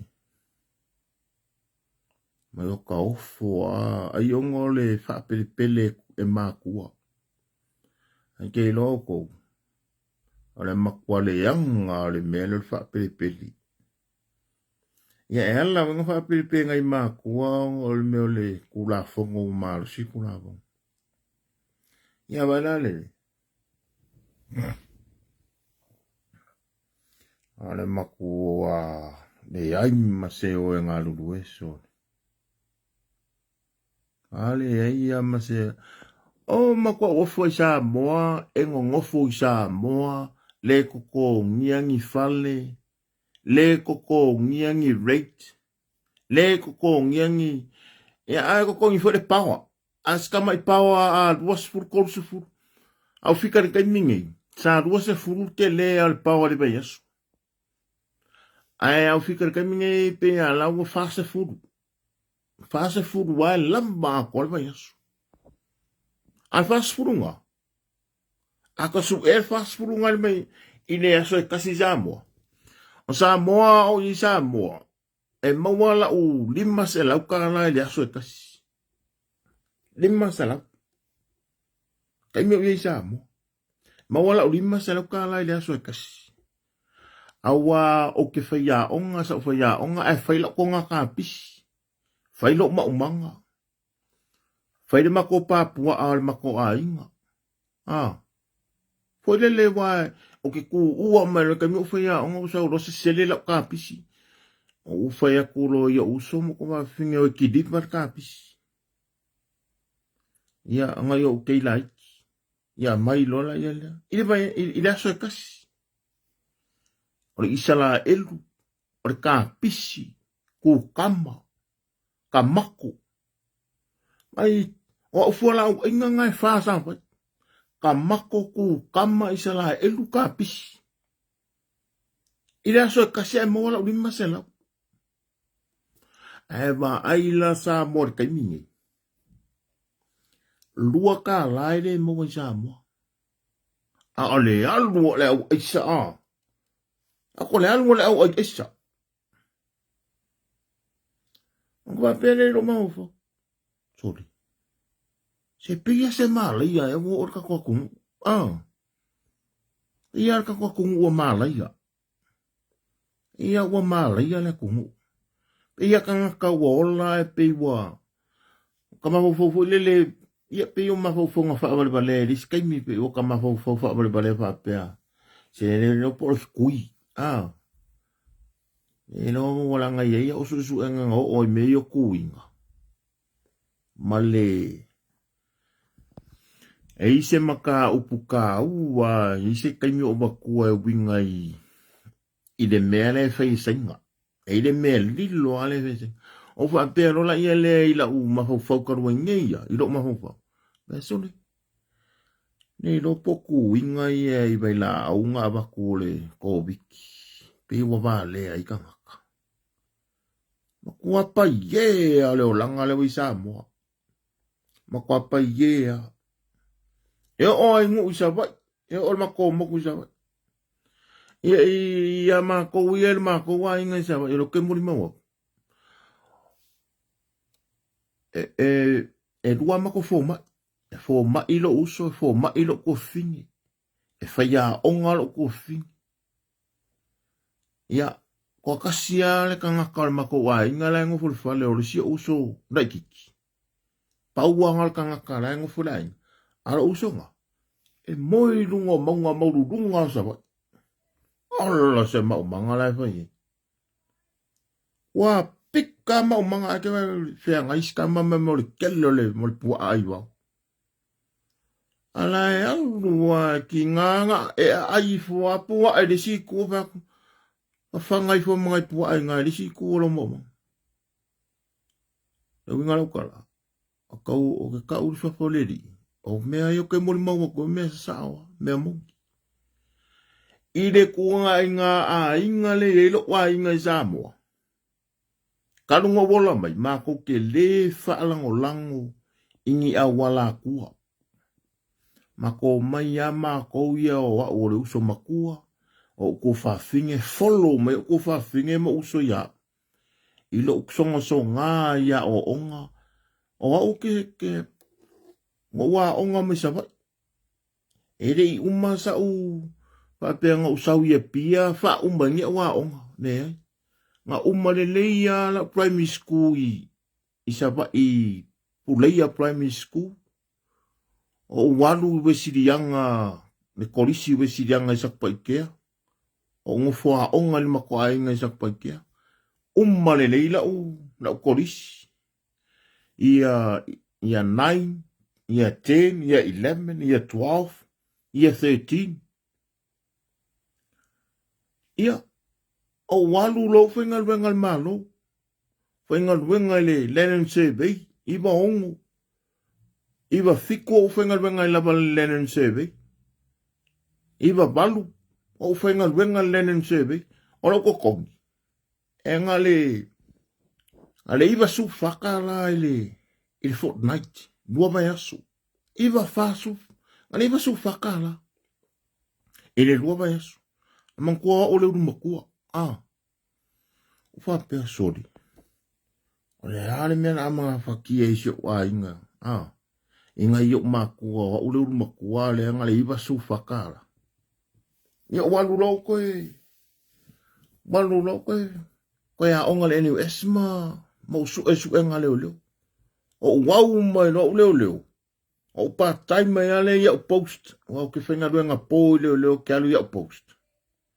Neo e ringa ruenga repeat. Ia ma walu ke a onga le eniu es. Part-time le eniu es. O ange le lua whemarikasi. Pahau ula o diploma. O whea onga no. Ia walo o whea onga o koe sau. Uma o whea onga lua whemale lua. O koe sau koe wha uma o pepa le eniu es. O lua whemale koru o wha ula o degree. E lua o degree nga mau. O le Bachelor of Arts. O le History. Mar Samoan Studies. Bachelor of Arts degree. O le Samoa Studies. Mar History. Complete uma o unit e lua sfuru male baru. E mawela o degree. Ia si iro lau kongi. E si ia kula o lau kongi. Na kua lau kongi kusa lau kongi male pule palauki. Awe o whangorongo ma. O lei sui pule. Sui pule palauki. Ia. Mawela u lima se lau ka la el lua vai aso. Ia ese ia konga ka pisi ma o meanga ka ua. A makalonga muri mai inga ia uso ia ungaruenga. Ma ua o onga. Ia sao Malaysia uso. Umalanga onga alufo ma. Sao Malaysia kofinge muri mai ia kuranga vai. O ke whasingo ngai le awala marka lines. Ia awange i whare kongu ma konge onge mako la pa ye. Nanga mako wa ai mako makua. Anong ka ola mai ka vai makua e oi maunga. Oi whai mao manga. Mako o whai mako popo. Le polonga. Whai de koko. O le ainga o lo ki ngā i ngā kaiwai. Lo ki ngā. Awa i o whaafonga miskaka ngā kaiwai. O le ainga mua le ngā o lai pawa. Le ainga le o laupua. O lo great grandfather. Ai ngā mua le ngā mua whaiwhanga le whanga whalua. Whanga whalua ngā kaiwai. I ngā kaiwai a koa. O le ai ngā mua mā kou le ai ngā rokinga. Le grandfather rokinga e ngoe lau Posidi the Great. Ia, grandfather ngā rokinga. O le ko inga mua ngai whailang ko ngā kapa. Alas ko ngā kapa. Al ko akele le whangau kengar ko inga. O le si ngā finger ko inga lo grandma.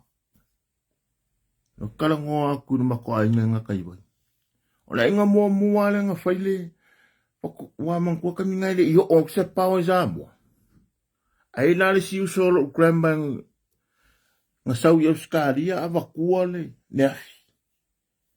O ngore melo le fa o nganga ma le ka penganga al makokoi inga le lo great grandfather ngoe la Posidi. E o la le kapaa o le koko. Ele o ye le pa ye. Ko inga nga ea e le upure nga kaiwai kipi le moi. A walu le fongo le me kisi vo le i fonga ai veo i fale ula. Ai la me pe hala i furko inga le kaeo. To le la le a fale moe ia le au manga ma le warumba. La ko inga sasai lunga. Pe me kala ko inga. Kipi le moi. Le ngao la ngā le mako ainga. Pe me ia iska ngā kai ula ia ka le ngao ngā le mako ainga ngā kai bai. Fai ngō mako o le kipi le moi. Ai kei lor mea le ngā mako fia le ngao mako. O le ngao le li. Kasawa. So si kanga kai bai ia o maka me ka kola imi wai kire kai o fefisis. Me le unga lo kano kire fia malo wale. Ai lo ke kango o kire fefe ka ule mea mongi le winga ngara o lo kire fefe. Ka ule mea mongi. So se ngā kai bai ia lai maka me le lai mingi. O le ngao ngā le mako ainga ngā kai bai. Kipi le moi. O le mako mea ngā whai. Ang mako whanga ngau me mako wola mei ka ngaka songa. Ka wiwi. Usa peka ke bai. E o vai au ia merere ngā maka ngau. Ka mwhaiangi me uma. Ki ngā loka valea. Ki ngā loka bai. Ka mwhai. Se ele o kala aku fo iyo pe o kala aku ngia mangia. O mo do wai ngai siti. La ngolo o inga kai bai o le ainga ki ngā le o lo kinga. A o isi. O le ainga kamale o lo kinga. O le kamala o lo kinga ale fiu i koisi. O le kasingi maumanga wale ngu le o le kala lo maole asi. E o kai fa se furu kai se lau pusa kalo ko anga lo kinga ma e u kai siti a le kukuri la ka ngaka ele si a aise me e o le pua o le moa o le ula o le kunga kele le makai ai u kai siti e o mene kai milangi o ka fa ngoa o le ngi kingo ka ngaka i Samoa. E o ai si o angola yu kai siri mai si o antilei. So le o ka fefe o ala se fiu mika so. Isi ko nganga alo ki ngai fiu mika. Ala se ka ngaka. Ka se mangapa. Ala ki lau vai aku le ko nganga alo ki ngala le pe ala walu o skadi e ngai fiu mika. Ko ngaro ki ngā mai siki na e pia na sau mai ngā. Na e lunga luenga o e whawai ke mina e nui Australia. A wao ngā hui e lue kolengi e ala si ka ngaka. Awa sau ia. Si ka mai ka ngaka. Ol pai ei. Ia. Ka ko me i mai lue. Si ka ko maka upule o ke le. Ke ka karango anga le ngi yesu. Ko maka upule le. Nā o re ngore mea. E meo ka lawe lawe kukupu mai Samoa. Meo ka uka awali. E la ngonga alo ka wha ngongo. O na ka mai kau e mori mau ka ilope sa o nge mori mau nge ke iwa. O se se sai sa o mo mau yang o mo yang e merikala e waku kanga kai whailaising e kala le alanga e langa kou kari kongu i kala i wala o mei kangaka mai e langa waku kongu e langa le anga ia malawe bea ka apani samo o ngale mea leo le waku kanga kai whailaising e le ngi process fulele e ka kaunga nga muri ya le winga la ukala e le muri ngi process e wakwa kangaka ma pe o la wosu e mea ia la vanga i kongo le LTA ia a kongu a ke kari kongu i ia in teori au mai onga langa ngoa ungu whengar wengar malo o ke malama li lei ai wingo kank whengar wengar malo me whenga ilenga corrupt le official leo ia wasa leo alanga la isi ko nga leo sonsonga ma leo paye ma leo solikula fongo ma corrupt ia ula ia leo wingo la ukala o le mele le fai e kelo mkanga luenga al malo fa ala kua corrupt le avo la ke ba e ngi usila e mawa e menga na e kau a mai fo e ngi usila le a mionga ana usa mo le ave mai samo o me vela e kau fai ngi usila mele le corrupt ai ka ko wola i le mele ala u kalango ai i lai sengi lai sengi sole e ro ko le whainga lai whai lai sengi pe a whaia sa o kalai e mako le aingi a onga le aingi ngi kilo ngi road coat kwa le mama lama ganga kalme ka le road coat i Samoa kale sa o e o a man kual menga a kuku mai meo saino so i meo saino ma meo io sainsi e whapipi i awala e i o ngā pipa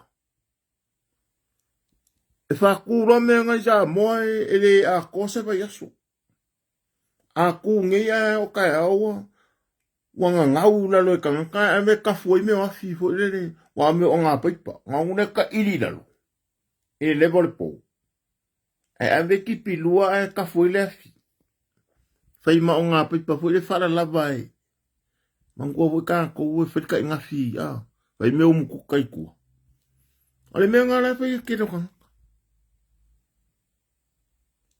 e ke whiu me su engi saino ho i a Samoa wale lava ba ele malo fai meo saino ka sa o wale ma o le lava ba ya wa keep up ya male fe ya e ai me yang o ba ya ko le la vea le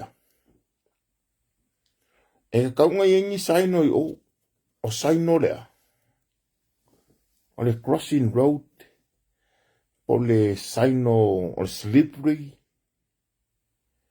o le saino o meo fort ia pe o saino o meo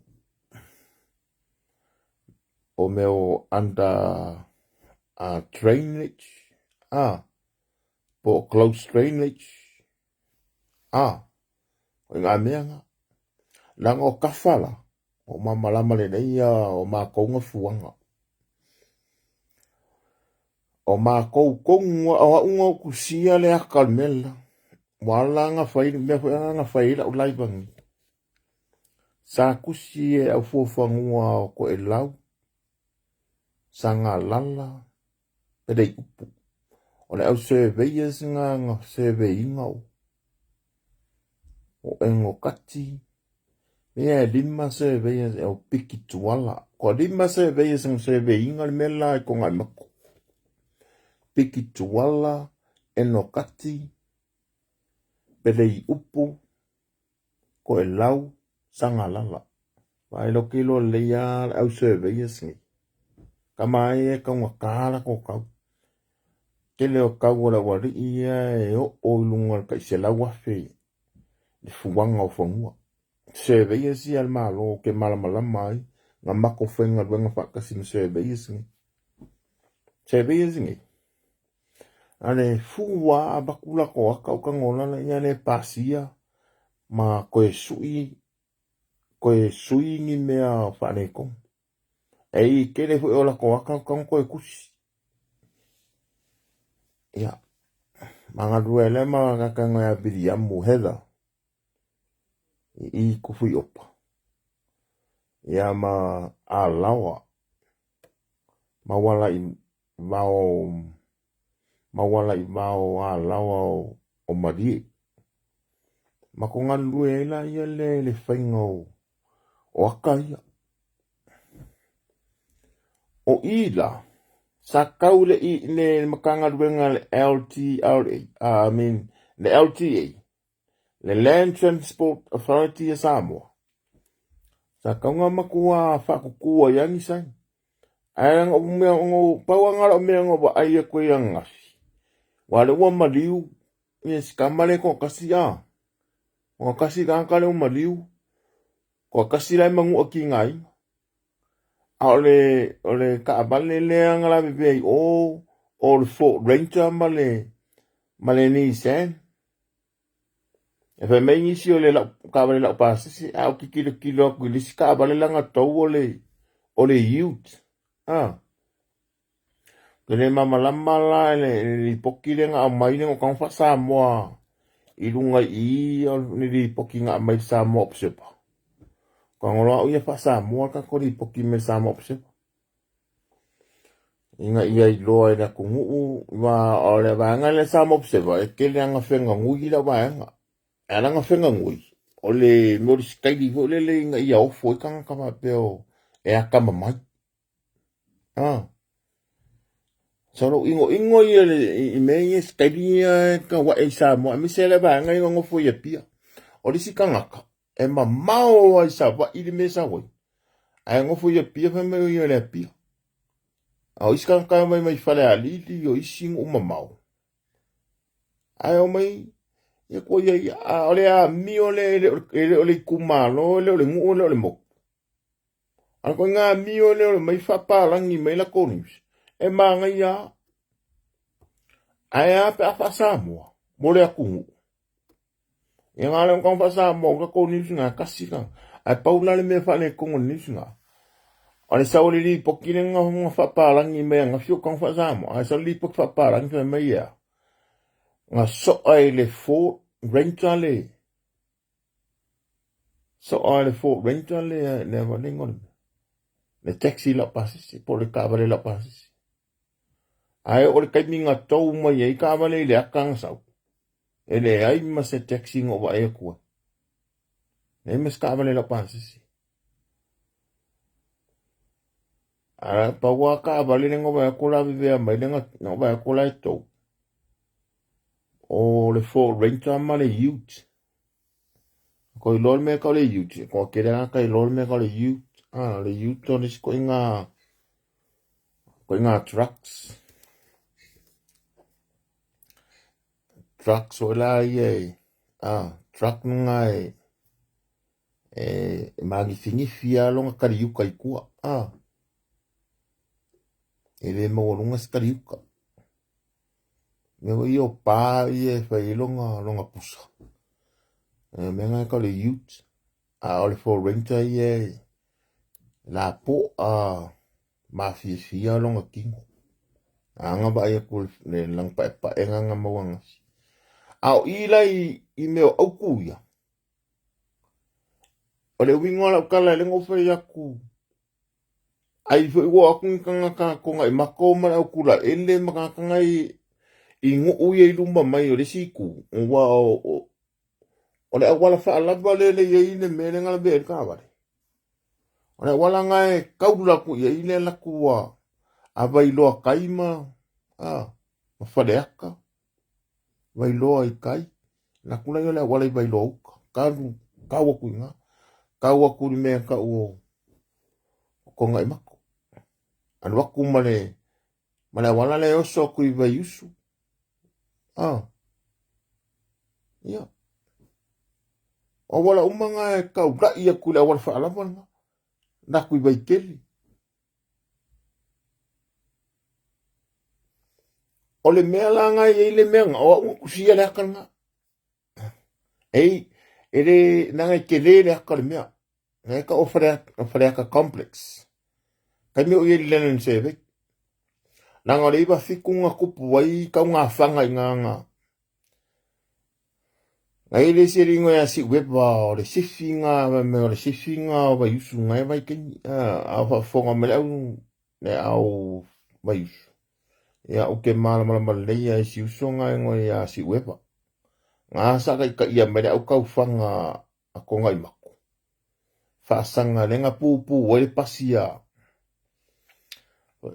lang mea maka fe sidi ya so ya sa i pasi fe sidi lang mea maka sa abe la le uka o leo ia masipi ia ngā koe mā kounga i o le au whenga ruenga ale a hoia ale lenen seve ka miu whenga ruenga lenen seve i sa urunga lai vai ngō o kusiaka vai ngā le drafting ai la lau kara zori e maka o kia le mele ngā vai a kuengas wale a ingi saine ka uma yei me o closest drainage system. Ai ua whai ala ukala. O ngai mafua mai. O ngale o aku kangaka ia meila kolai senge a whai o le au uso lea po le uso lea wala maliu po ai lava lea ngā ave ka abale e lua le iuti nango vai e kuai pos ka wale lo pansi se po i e pei on whamele o psepa. Ma le fo ranger lea. O ai o kangaka nge o ngi ave ka abale. Wai lau kala. E malama e ave ka abale ngi. I le mea ka o le road coat. Ia ele pakingo i ngai uso po ngai kangaka ngala bebea. Wha maise a inga. Wha maise le akua. Wha maise le akua i a inga. Wha maise. Wha ngoa mo wha wabau ele koe ao nganga wakingi kala wha mamafa. A o ngā pākia mamafakia si a inga. A waile iloa po ngi a inga e kau ilo ngai kangaka. A le lau. A ele o le winga ngā o la mka upu. La mka upu i wha lau kiri. I le ao ngā. O lo ka kou maua o le a koa. O le malamaanga. I le meka o le road coat. E le o se mea holele e whaise. E le o se road coat a mea o se mea e whaise ka lebe po. O se kanga whala maka le ngore mea. E le se kanga suka hoi le ngore road coat. O le road coat. Kula fongu. Whaafoe e le awala. Le winganga le upu le alok whakua. O le road coat. Kula fongu whaafoe e le awala. I le ame ingo le kaabale. Ia ma le whaafoe ingo kaabale. Ma le whaanga ingo le awala. O lo iei me o hazards. Identify iei me o hazards. Po la makianga. O hazards langa. Po la makianga nga. E so se mea e lumanga i lau wa ai. I le left side. Ma le right side. O hazards uma. Kangaka. E hazards por kangaka. I le wa ai ngā whakangaka abika abale au malama. I le mea ka o le abika abale. O hazards uma mea i lumanga i lau wa ai. I le screen a ko au foldinga. From the left to the right. E hazards uma. Nale winga. E la makianga o lau abe. E le whapea o le rifo kangaka. E la makia e la makia ihu. Nei e la makia ngai kau ia oe o le kangaka abika abale. O nga e loa screen a koa e lo maho. O maka e au maia a koa le akama ia ku ilo fai ai. Nea ringa ka uri upunga screen. E screen fafu se ia o ka maka. A mea au kilo ngai o ne whaika kōlai. Ana screen e ro mawhau. Inga ia ufai keke au ngi usonga palau wale o lei ka ngakai e runga i. Mea ngā ka ol whakai ka inga o le mele o le screen o le baai. Ia aleke makamakai, ale mwhaingo wa ai e kongoro ufane. E whape ngā o le mea ka amali. Ala e ke awere ka amali. Ale whio wa ipolo ka maka. E kongu wa ki o akaka kirikira i kemi uma. E le ngakore ki o akale kong. O sai mirenzi e iau kafa. E kiria ia le ka okor ka awale i kongo le lane. Within the lane. Not outside the lane. Ai wa ai le au sa mo ia. E o ngi usila. Ma uskari a nganga u. Whenga wenga me uskari. Korka usanga o e uskari. Sodi.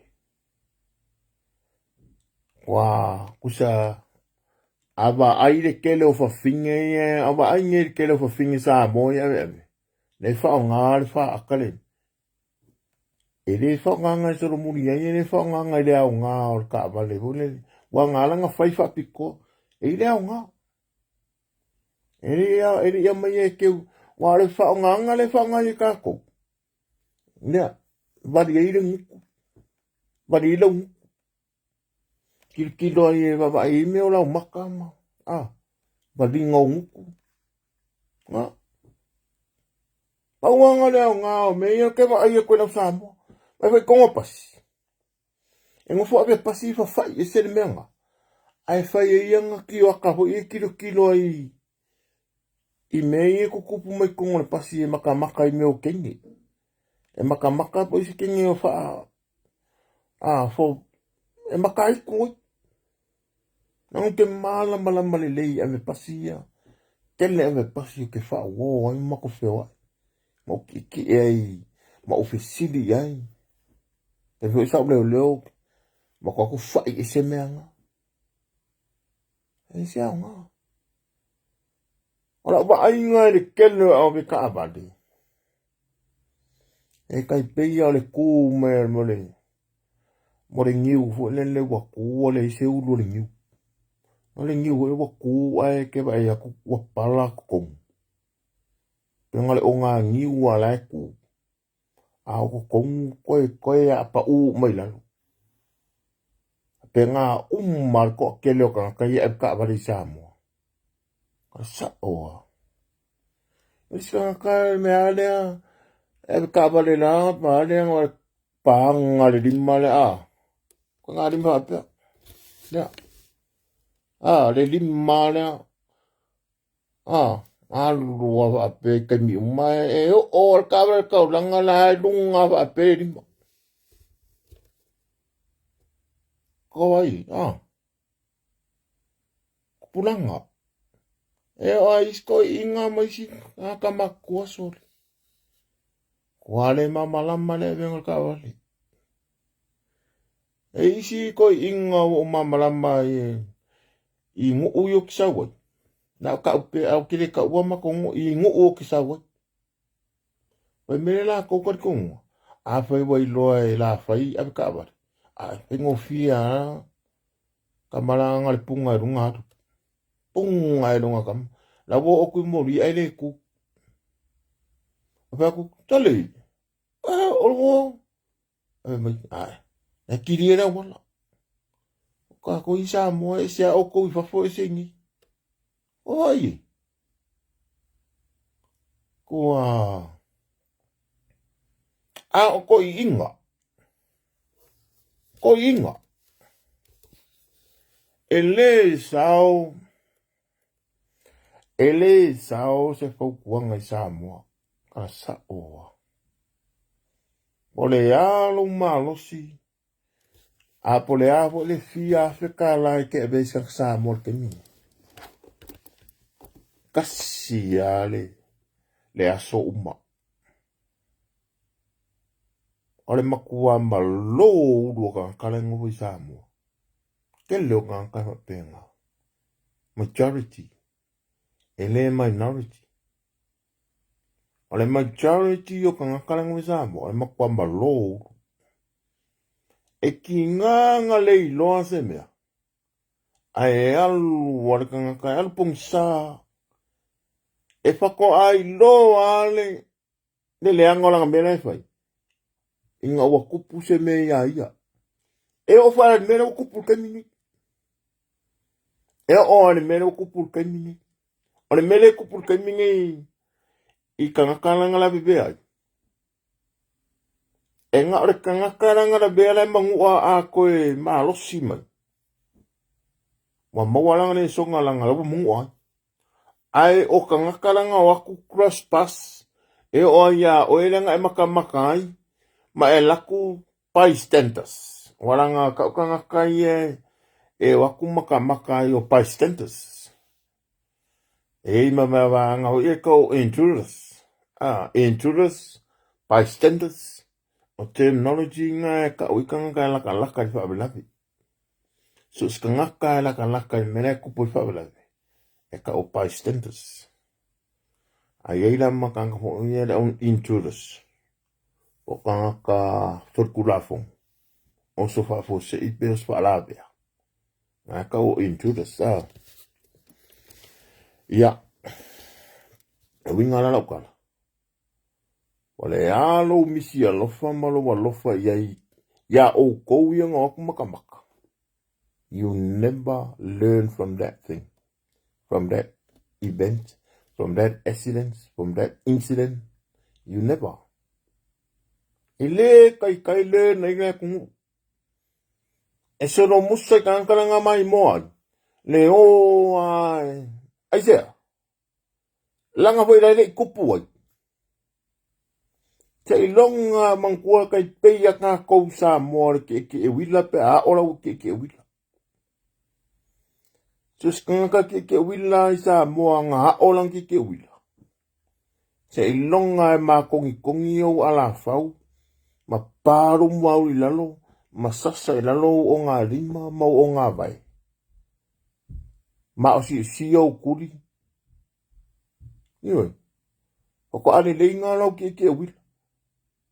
Ai mea o e mai mea wila bili vai ya so ia wa wa fo fiu sa vali ya e mai lor kamanga lufu valu ya sau male 10 speeds e mai lor 10 speeds ya mai kala kam chava o wal sau 10 speed la we sau 10 speed wan wa ka 10 speed ai lo 10 speed la ya alu mau mai lufu wongo kama pa ula po ala lufu wongo ai sili ya ke una wila lufu walu sa e aku ya so ya wai kambanga po la ke le la ka benga popo e umanga o a po la ka mai e mameo ako kalo wa malosi le wila nga lufu e sa ola wala le ka wa makanga ola ka ke wila kale pa u fa avalu fa se fulu ele.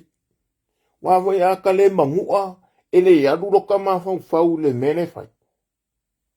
Fa penga fa si uso le nga mangua nga. Ona mangua nga fa pe ko malo si me si uso nga. Ke le langa le so nga nga ya la le so nga. Ale ko akelo spice entra mai si intruders nga ye. Never. They never learn from that. E oia ka kou e mai mo ye. E le ma fai ngau sika. Nango ka kou. E o lua le loko. Ma le loko huele le musu e a onga mai sesi. Ka kou e mu musu ke le e a onga mai diskangaka. E oia la ufasoa le ke fai fasoa koe. O le kele o kangaka mai moa ma le kele au iskangaka. E musu a. Ire la. Nga mea nga le mwe kako. O de la paufalawa. O de la. O nga la au na sa wai fua. Awa o kangaka.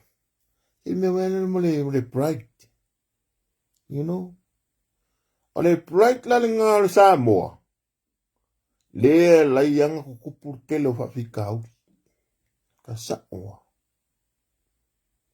O le ale mauku o mela maku la fongo. Ia wai le bright o la Samoa. Le kai whia ingal mele o le. Ike nganga. Ngai loa lang ka vale la ikiki. Po lang ka vale la le whare kong pau. Ele ki ngā ko i inga kai whai ako. Akalang, mai ngai le safety. Ali sanga le mua kamiki. Ali sanga le mua kamiki. Mai ali sanga le mua. Tole, mai le kiri ngā. Koe whafu i mariki. Mawa i le kāwa le ngā ramu i le alu. Ale makua solo mua i ka mai. Ale makua whakaukala i runga le awala. You know?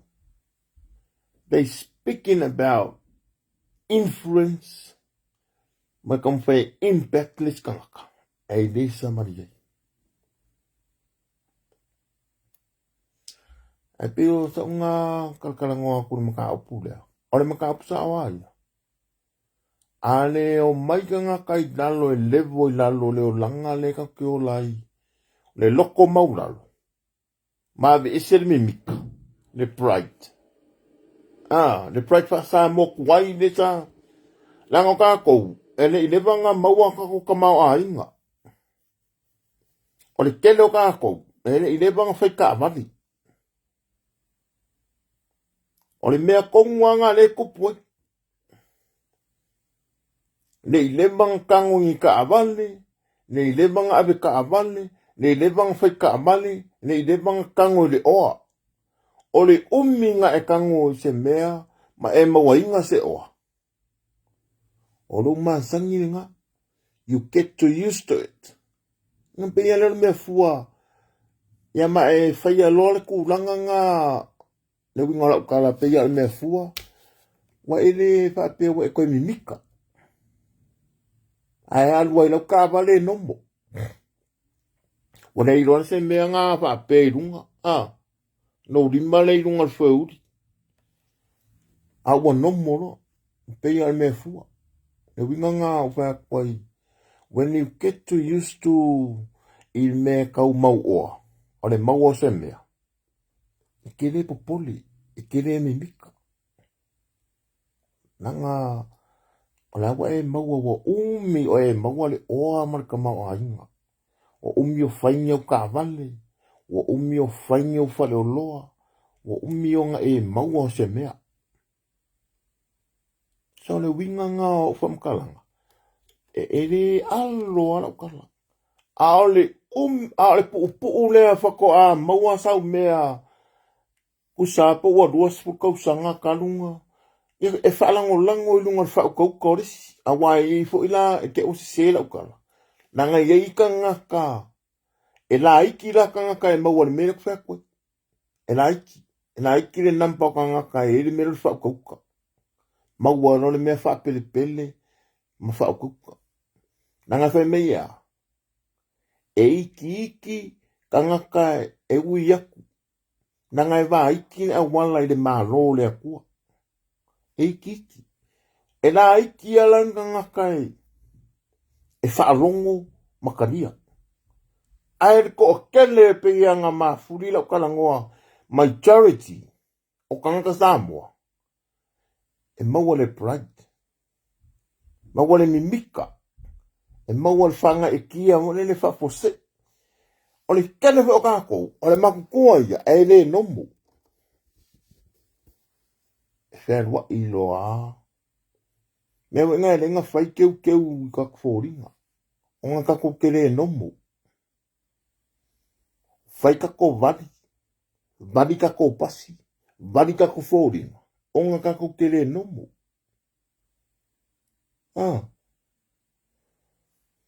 E le nomu kako. Se i longa na you get to used to it.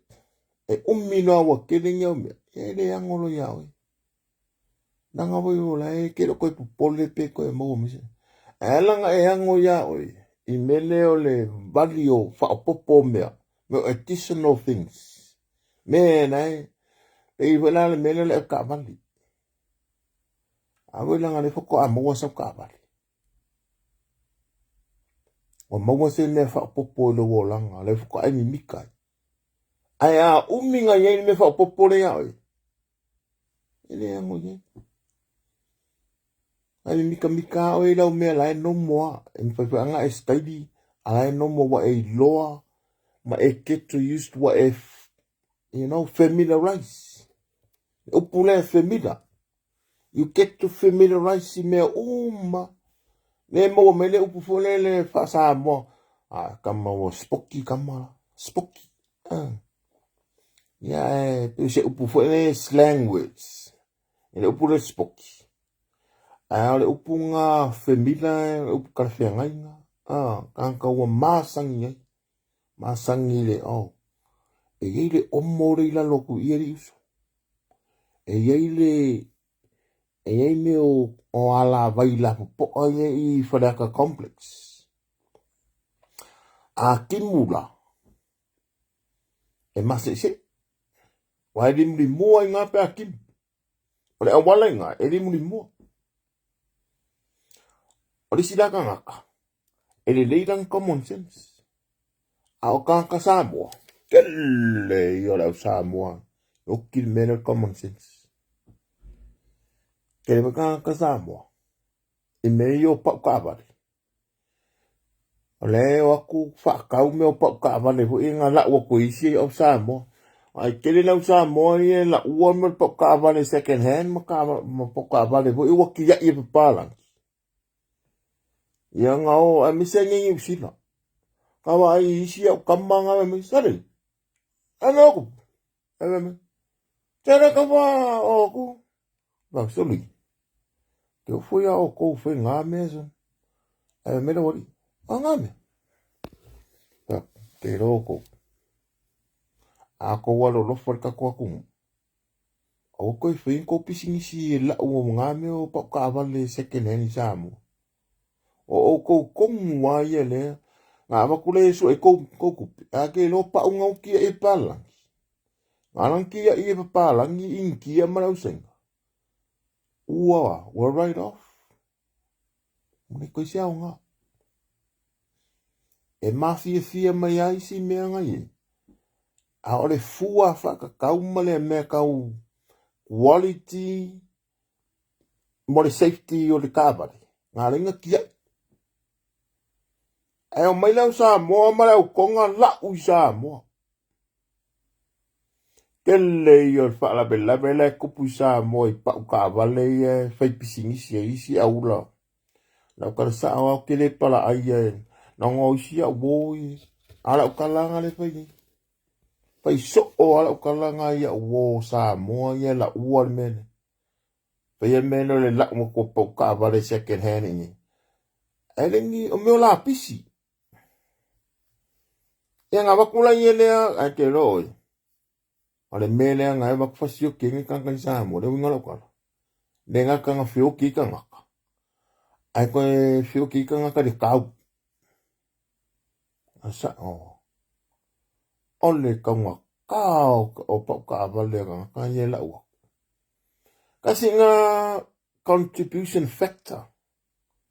I le lave beo ka awale Samoa. O pau. Nā ngore pau waia. O Samoa. E yei mai ngole au wala makua flat le leia ma fola le anga le whakaanga. Mangkua le kungu unga kākou. E le anga meo. E leo sea kungu e malama lama le whaingo meo awala. E le anga le au civil engineer. E yei civil engineer sa Samoa ngā mai scholarship. Ai waku i Samoa o ngongofu e kongo officer. Ai o mai kanga ka leipa ho i e le malama lama le mea whakaanga le awala. O mai whaia ngā ruenga whaka awala. Ai ka kau ngā lulu civil engineer qualified. E whaka i kai i ngai leipas ngai. Te whakaanga le awala i longa quality e kaunga i. Ele peina o so nga mua ke info ka fa ka ile wala Samoa. Nga waku le leia kama papalangi sa o ai malama i la co-trade. Le la ko menga ongai. O kua ya lang ka ko. Pe wa mo musu fo le fa pe ya lang scholarship e musu ko e palpala. Nga ku le ku ma api ya o so ka vale ar fer wai. Ale fa kong le ofenga. Ale ofenga venga. Dai ma se malama fa ka ngala wa. Ene se quality o le tasi o le Samoa. A pe mfa yon kakali yo.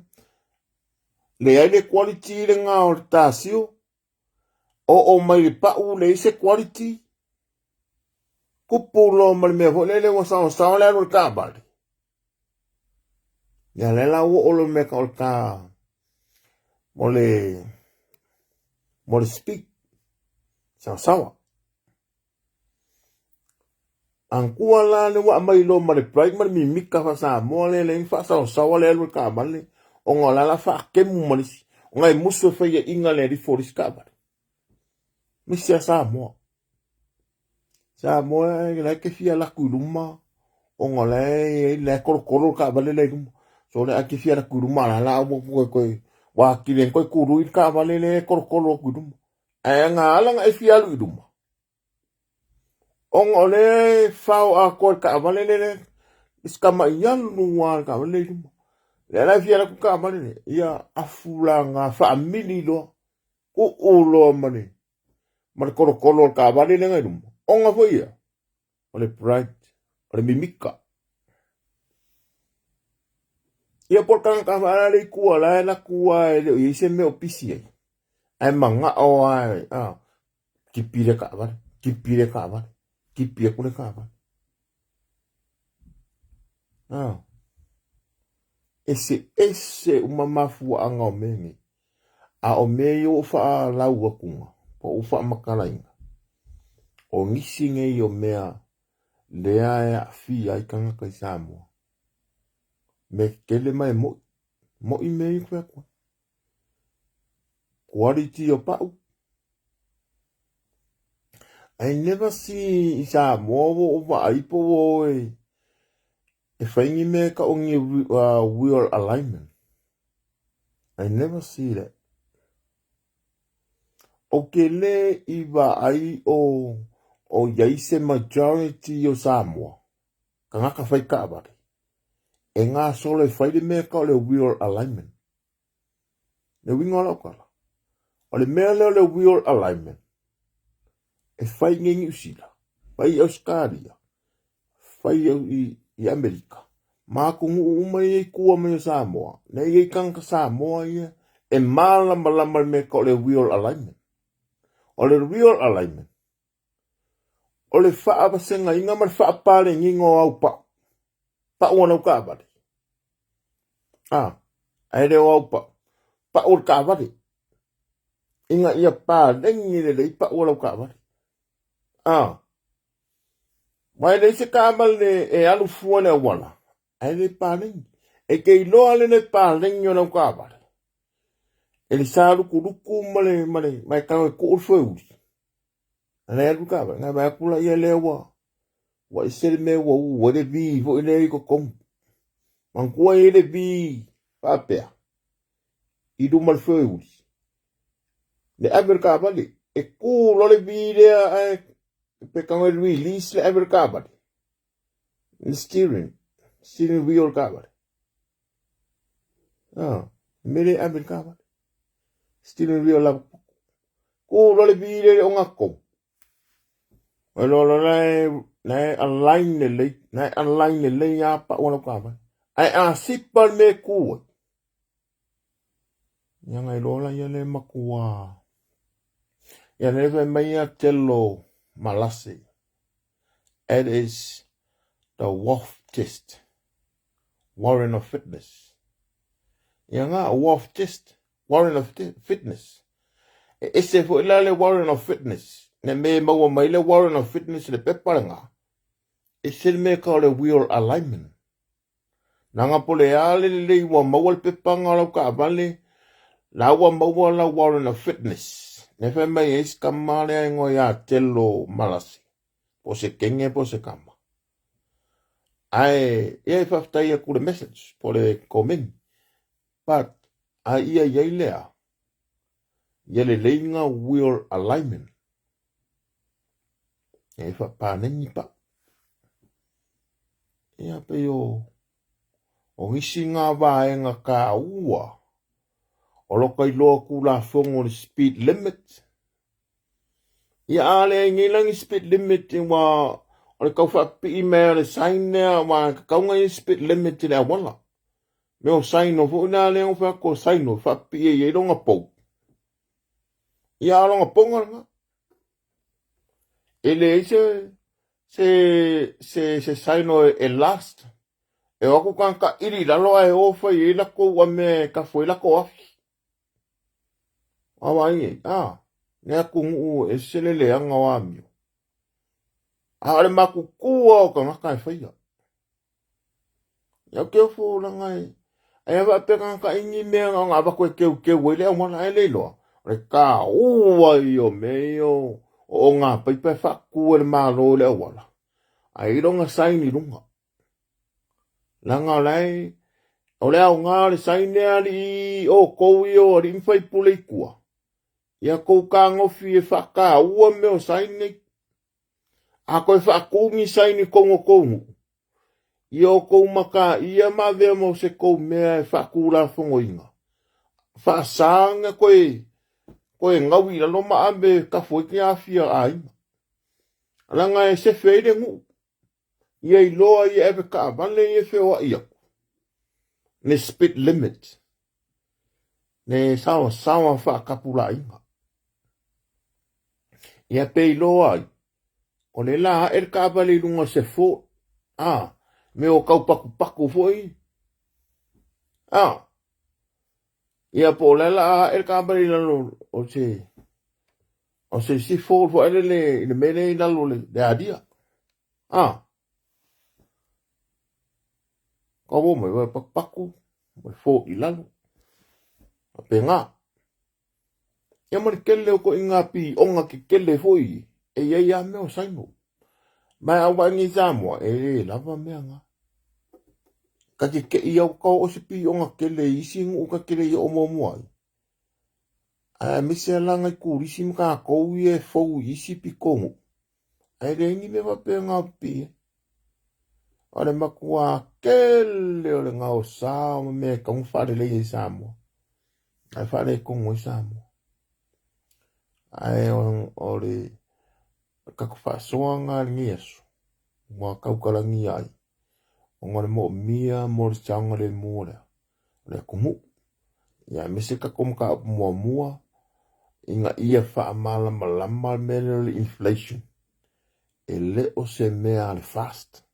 O le inflation. O le kau whaapopo. A le pusa moa nga amai ai o. E o anga whaakau a kupusa moa. Pau wale kupela I lae luan malo. Wale kupele kwa akipi ele official custom. Ele official kiuki. Pau anga le malo e. Ia lai kele anga koe ave ese le malo langa GST. Ai la kusa o al pusa moa alu roikua. Ai lai kele ele kau. Onga iei fo ika ngaka lae le o koe whaia le komiki fo ile le o le price control. Le me koe ngā ese le HRPP. Le price control. Ai ka kaunang koe whaile mea ngā le price control. Inga ia siake I mera wāenga le ngā o I Samoa. Ai aua koe a mai ese nganga se le mako kau whabare. A wāre ka ngaka le malama le inflation. Nongo winga la o le vani. Ka sao. O le la ufa ingoanga ngikanga ka koe kala ngoa li meno le.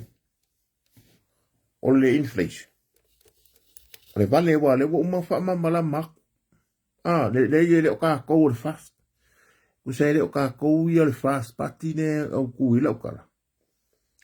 O le ita pipi ne au mai. Ia mai sele upa ye ni Samoa. E o mikana kou me kou kase fuanga. Sorry. Eri se kaunga kaanga mea. O nge iang sila o makua kaunga kaa mea. Anangana ka ke malama me kau inflation.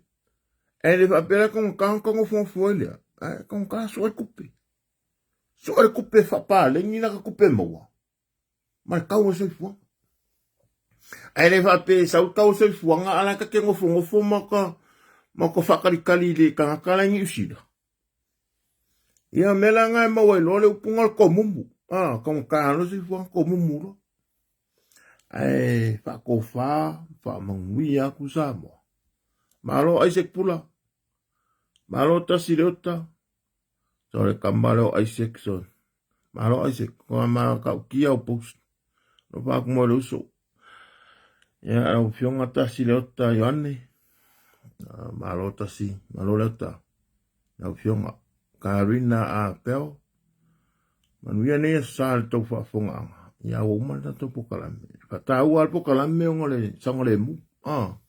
Ia mese kau so fonga mal inflation. Ia maua se sao e whaamamalama. Wa usu engale pe se inunga nga ia u kama i live e whai. Pe sinunga i le overview o le mea. Ia makala whea vei. Au ke kele mai o ngā whukunga ile e pe summary. Well, a summary of facts. Ai whamanguia le kua ile nge sa mo. Manguia ke le lava le sa pa iyo le ri. Ia, a me se fo le mea lo a fio. Kalapa kuisi o kasen nea, ala i maa lo titia.